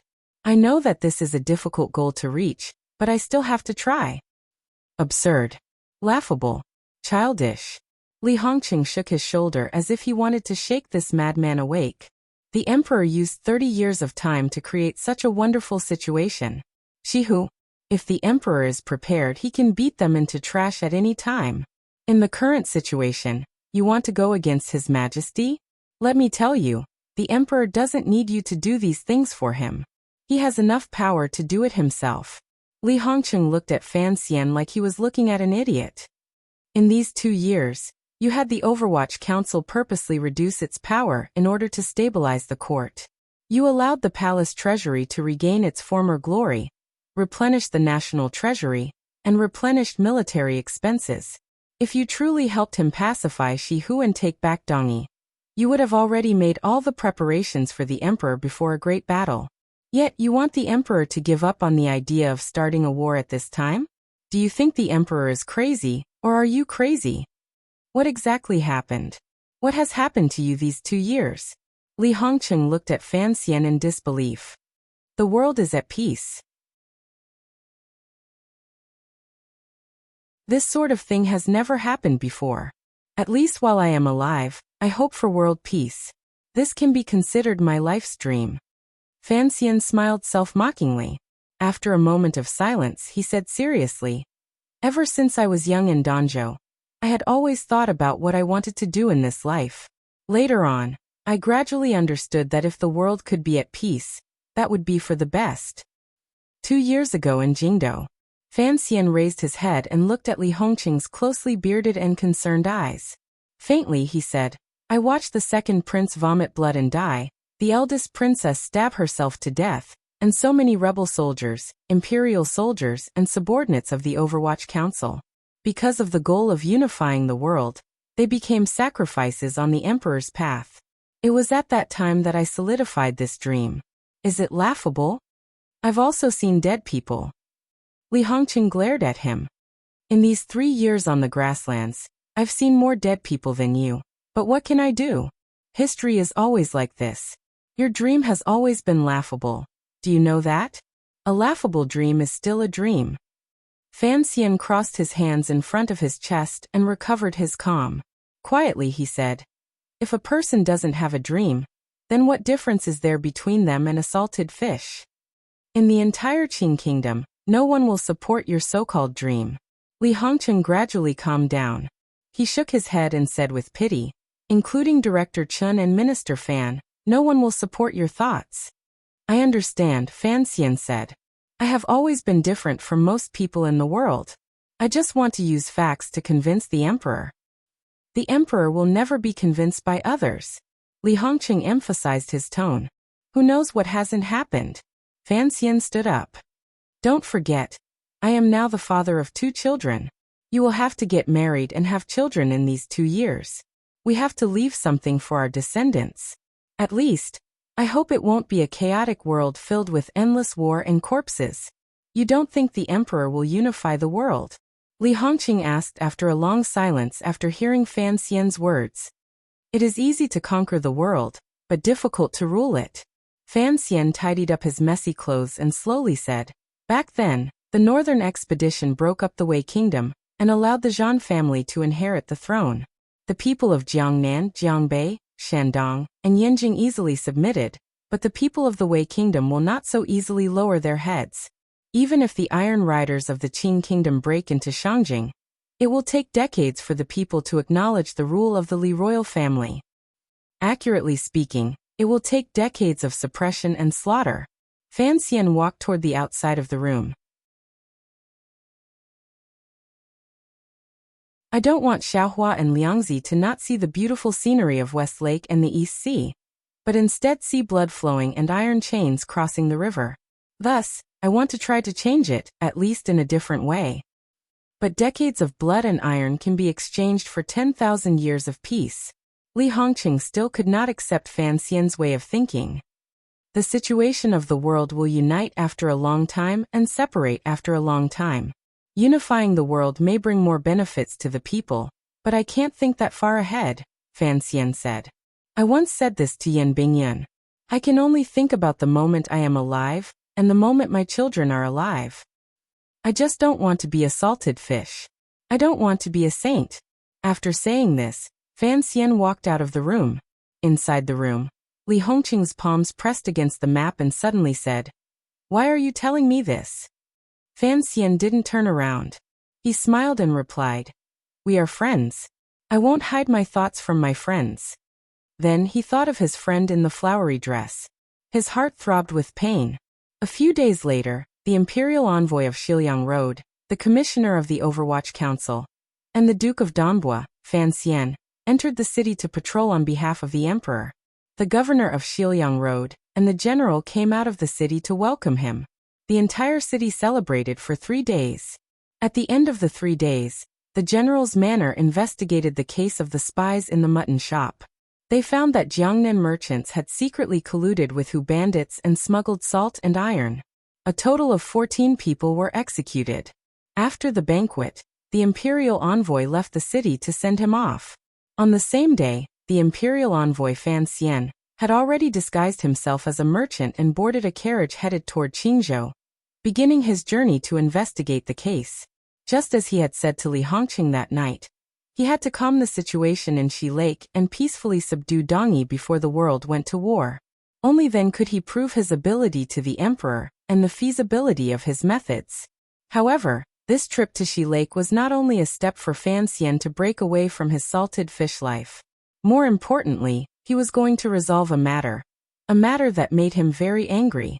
This matter could not be explained clearly to Hongqing. The carriage moved forward on the road between the boundless fields.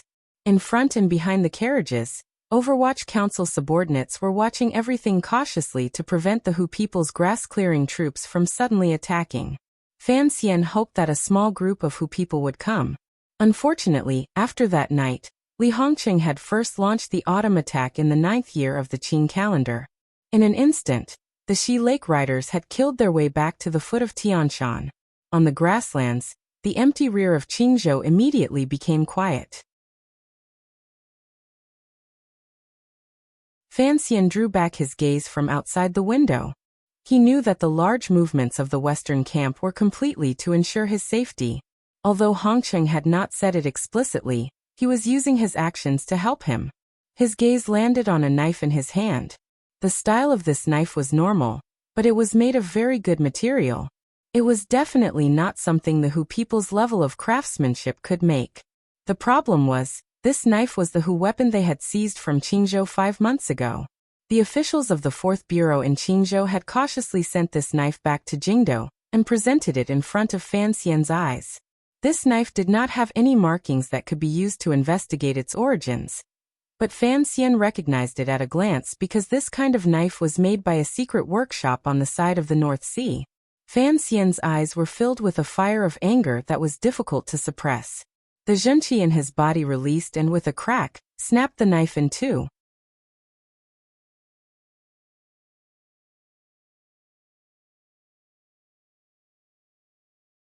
Chapter 601. The journey was peaceful. The group of carriages moved forward on the official road. Occasionally, they could find the traces of the Hu people's bloody surprise attacks. Every time this happened, Fan Xian would get out of the carriage and look for a while. Then he would have his subordinate 2nd Bureau intelligence officers carefully gather all kinds of information. Stopping and walking like this, it only took them 6 days to arrive at the most remote and shortest-lived city in the Qing kingdom, Qingzhou. Qingzhou was very different from what Fan Xian had imagined.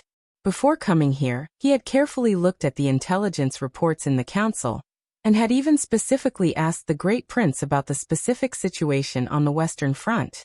He had thought that Qingzhou was just a rather desolate and rundown border city, more like a heavily guarded military camp.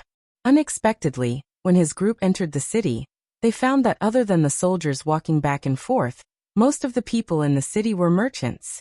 Merchants like Fan Xian walked through the few remaining streets and alleys in Qingzhou with hurried expressions. They hurried to exchange documents for exiting the border. In a loud voice, they called for hard labor and carefully stared at the goods they had brought to the border. All of this made Qingzhou lose some of its iron and blood color. Instead, it gained the rich smell of money. It appeared particularly messy. Fan Xian had thought that the court had set up a province here mainly for symbolic meaning. Qingzhou would be particularly small and dry.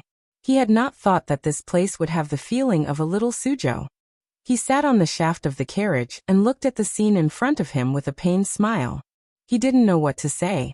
Speaking of which, Qingzhou's abnormal prosperity was inextricably linked to Fan Xian. In the small city, most of the brave merchants who were busy entering the grasslands came from Jiangnan. The Qing court had always strictly prohibited trading with the Hu people. 3 years ago, Fan Xian had remonstrated with the emperor and secretly relaxed this rule. Salt, iron, and grain were strictly prohibited from being sold to the Hu people. But what was there to be afraid of selling luxury goods like jewelry, perfume, and strong alcohol to the Hu people? For one, it could bring a lot of income to the Qing national treasury because the nobles in the Hu tribes, who controlled more than 90% of the wealth, greatly welcomed these things. For another, it made it easier to send spies into the grasslands. Fan Xian had seen this in the past, but he had not personally come to Qingzhou. He indeed did not know that one thought of his had allowed Qingzhou to develop so quickly in just a few short years. It had already surpassed his imagination.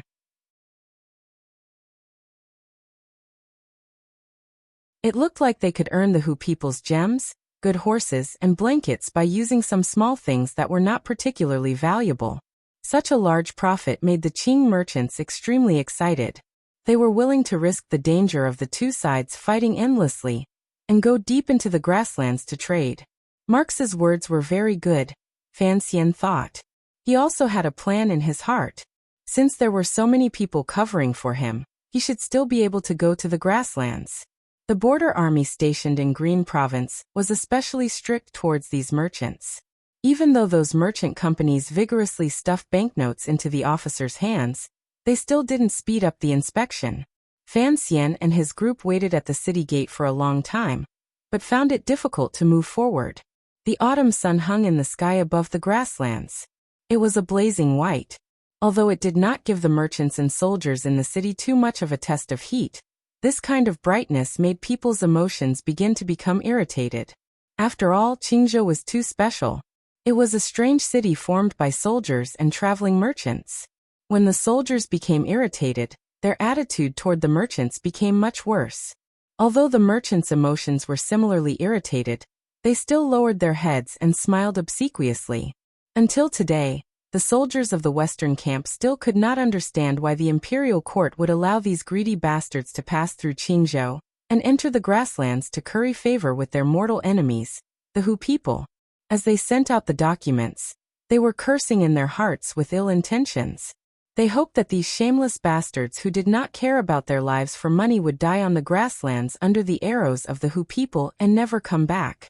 Outside the inspection yamen, there were a few black-robed Overwatch Council officials sitting beside the officers and supervising the inspection of goods. Fan Xian gave Mufeng a meaningful glance. Mufeng immediately understood his meaning and began to prepare to secretly make contact with these colleagues of the 4th Bureau. After arranging everything, Fan Xian impatiently continued to wait in the carriages. He jumped off the shaft of the carriage and patted the dust off his bottom.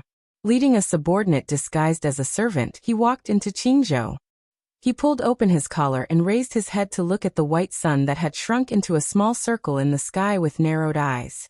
He also felt irritated in his heart, but he didn't sweat. He was very upset. Suddenly, the Qingzhou city gate not far behind him suddenly opened. A series of urgent and orderly horse hooves rang out outside the city gate, startling the long line of merchants waiting to inspect the goods. Everyone looked toward the city gate with curiosity. They didn't know which troop had returned. The troops returning at this time should have been out hunting rabbits on the grasslands after not returning all night. Hunting rabbits was a slang on the border. It had the same meaning as the Hu people's so-called gathering grass and grain. The Qing kingdom, and she who had continuously stabbed at each other. They relied on this kind of sweeping and counter-sweeping to maintain the blood hatred between them. Although the Qing army was powerful, the troops that dared to leave the city to fight in the middle of the night still appeared very courageous. Fan Xian also heard the dense sound of horse hooves. He pulled his gaze back from the sky and looked toward the city gate. Perhaps it was because the sun in the sky was too hot that it left a burning white mark on his retina. When he gazed at the group of weather-beaten riders outside the city gate, particularly the general at the very front of the riders, it was like he was looking at the sun.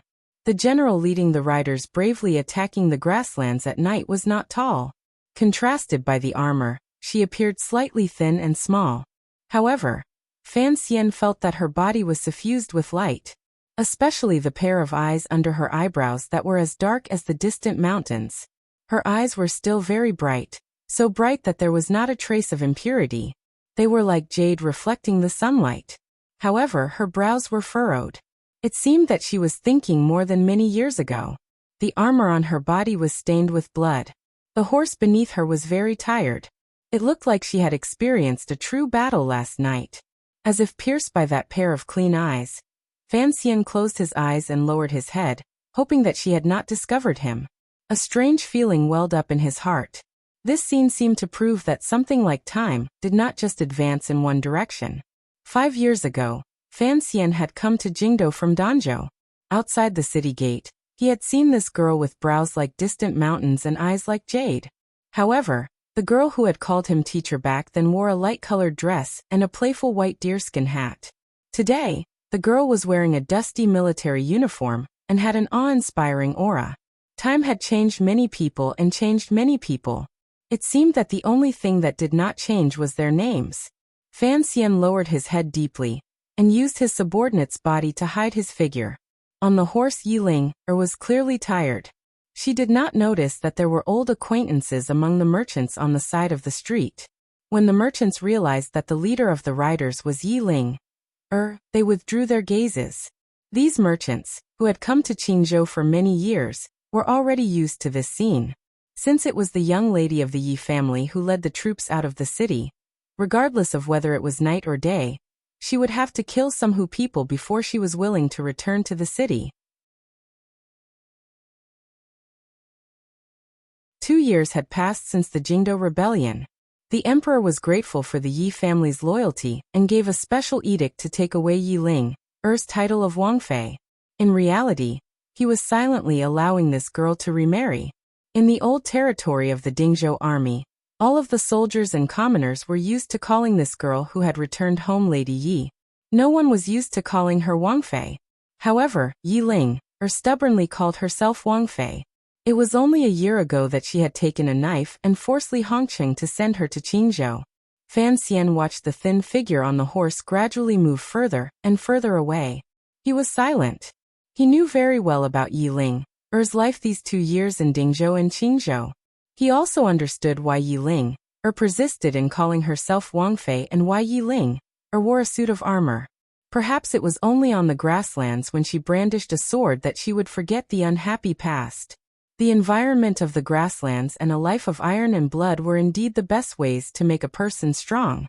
The daughter of the head of the Bureau of Military Affairs, the daughter of the person in charge of the Qing Kingdom's military, was fighting head-on with the enemy on the most dangerous frontier. This was probably something that had never happened before in history. Because of this drama, what Yiling, received was no longer just sympathetic gazes and rumors, but respect and fear. Fan Xian was not worried about Yiling, safety because Li Hongqing would certainly not let Yiling, sink into a dangerous situation. The people on both sides of the frontier all had a natural respect for the Yi family. The riders Yiling, led were certainly the elite of the Qing army. Yiling, had the strength of a 7th-level martial artist. It was enough to protect herself. Most importantly, this path of forgetting had been chosen by Yiling herself. Fan Xian greatly respected this. With great difficulty Mu Feng, exchanged for the document to leave the frontier. After being pulled by the Qingzhou military, and reprimanded by the ear and endlessly intimidated by the dangers of the Hu people on the grasslands, he finally completed all the necessary procedures with a helpless expression. The goods were gathered in the Qingzhou Yamen. When they left the city and entered the grasslands, they would have to use the pass in their hands to pick them up. This was also because they were afraid that after the goods were inspected, some people would secretly tamper with them. Smuggling such things was rampant no matter which frontier it was. Some military officers would even bring in small groups. However, the Dingzhou general's manner turned a blind eye to this matter. Qingzhou was isolated on the edge of the grasslands. Life was unspeakably bitter. If there wasn't some outside money, no military officer would be willing to stay here for a long time.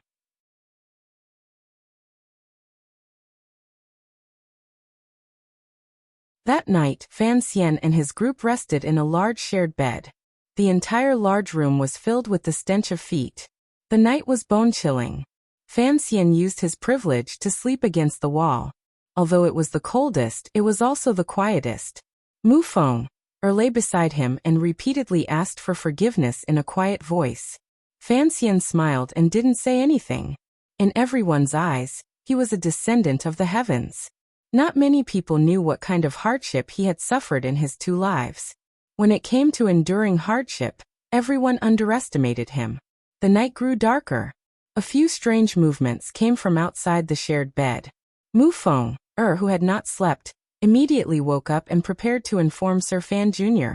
Unexpectedly, when he turned his face, he saw Fan Xian's bright and calm eyes shining with light in the night. Like a wolf. The two of them quietly rose and met with the official of the 4th Bureau of the Overwatch Council. It was the clever person who had secretly sent the knife to Jingdou. In a dark corner of the courtyard, Fan Xian lowered his voice and asked the official, "How many of these knives are there?"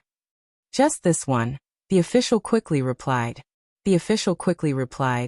"Originally, there were 3, but after I took one, I found that the other 2 were gone the next day." Fan Xian's heart chilled. Could it be? The official knew what he meant and shook his head. "It's not from the Western University. These spoils of war are not eye-catching. They are all piled up in the warehouse and no one notices. As for those 2 knives, they should have been stolen by someone. I'm not sure who stole it." "You didn't watch that night?" Fan Xian stared into the official's eyes. The official raised his head and replied in a small voice, "I watched all night and didn't find anything." He paused and then said, "If someone could steal a knife in front of me, it must be an ace." For some reason, Fan Xian trusted this subordinate's confident judgment. He smiled and asked, "How high?" "As high as the 9th level." The subordinate replied cutely. After a few words, Fan Xian found that he liked this 4th Bureau official whose name he didn't know very much. He didn't know where this liking came from. He glanced at the official curiously and didn't say anything. He thought to himself that the 9th-level disciples under heaven were all famous and powerful figures. How could a 9th level appear in this remote Qingzhou? Although liking was liking, Fan Xian's eyes under his slightly lowered eyelids became icy. His fingers bent slightly, ready to strike and kill the official in front of him at any moment. "One last question. Why are you so interested in this knife?" The knife that had been broken in the carriage had a very common style. If Fan Xian had not been very familiar with the material used to make the knife, he would not have discovered the hidden danger within.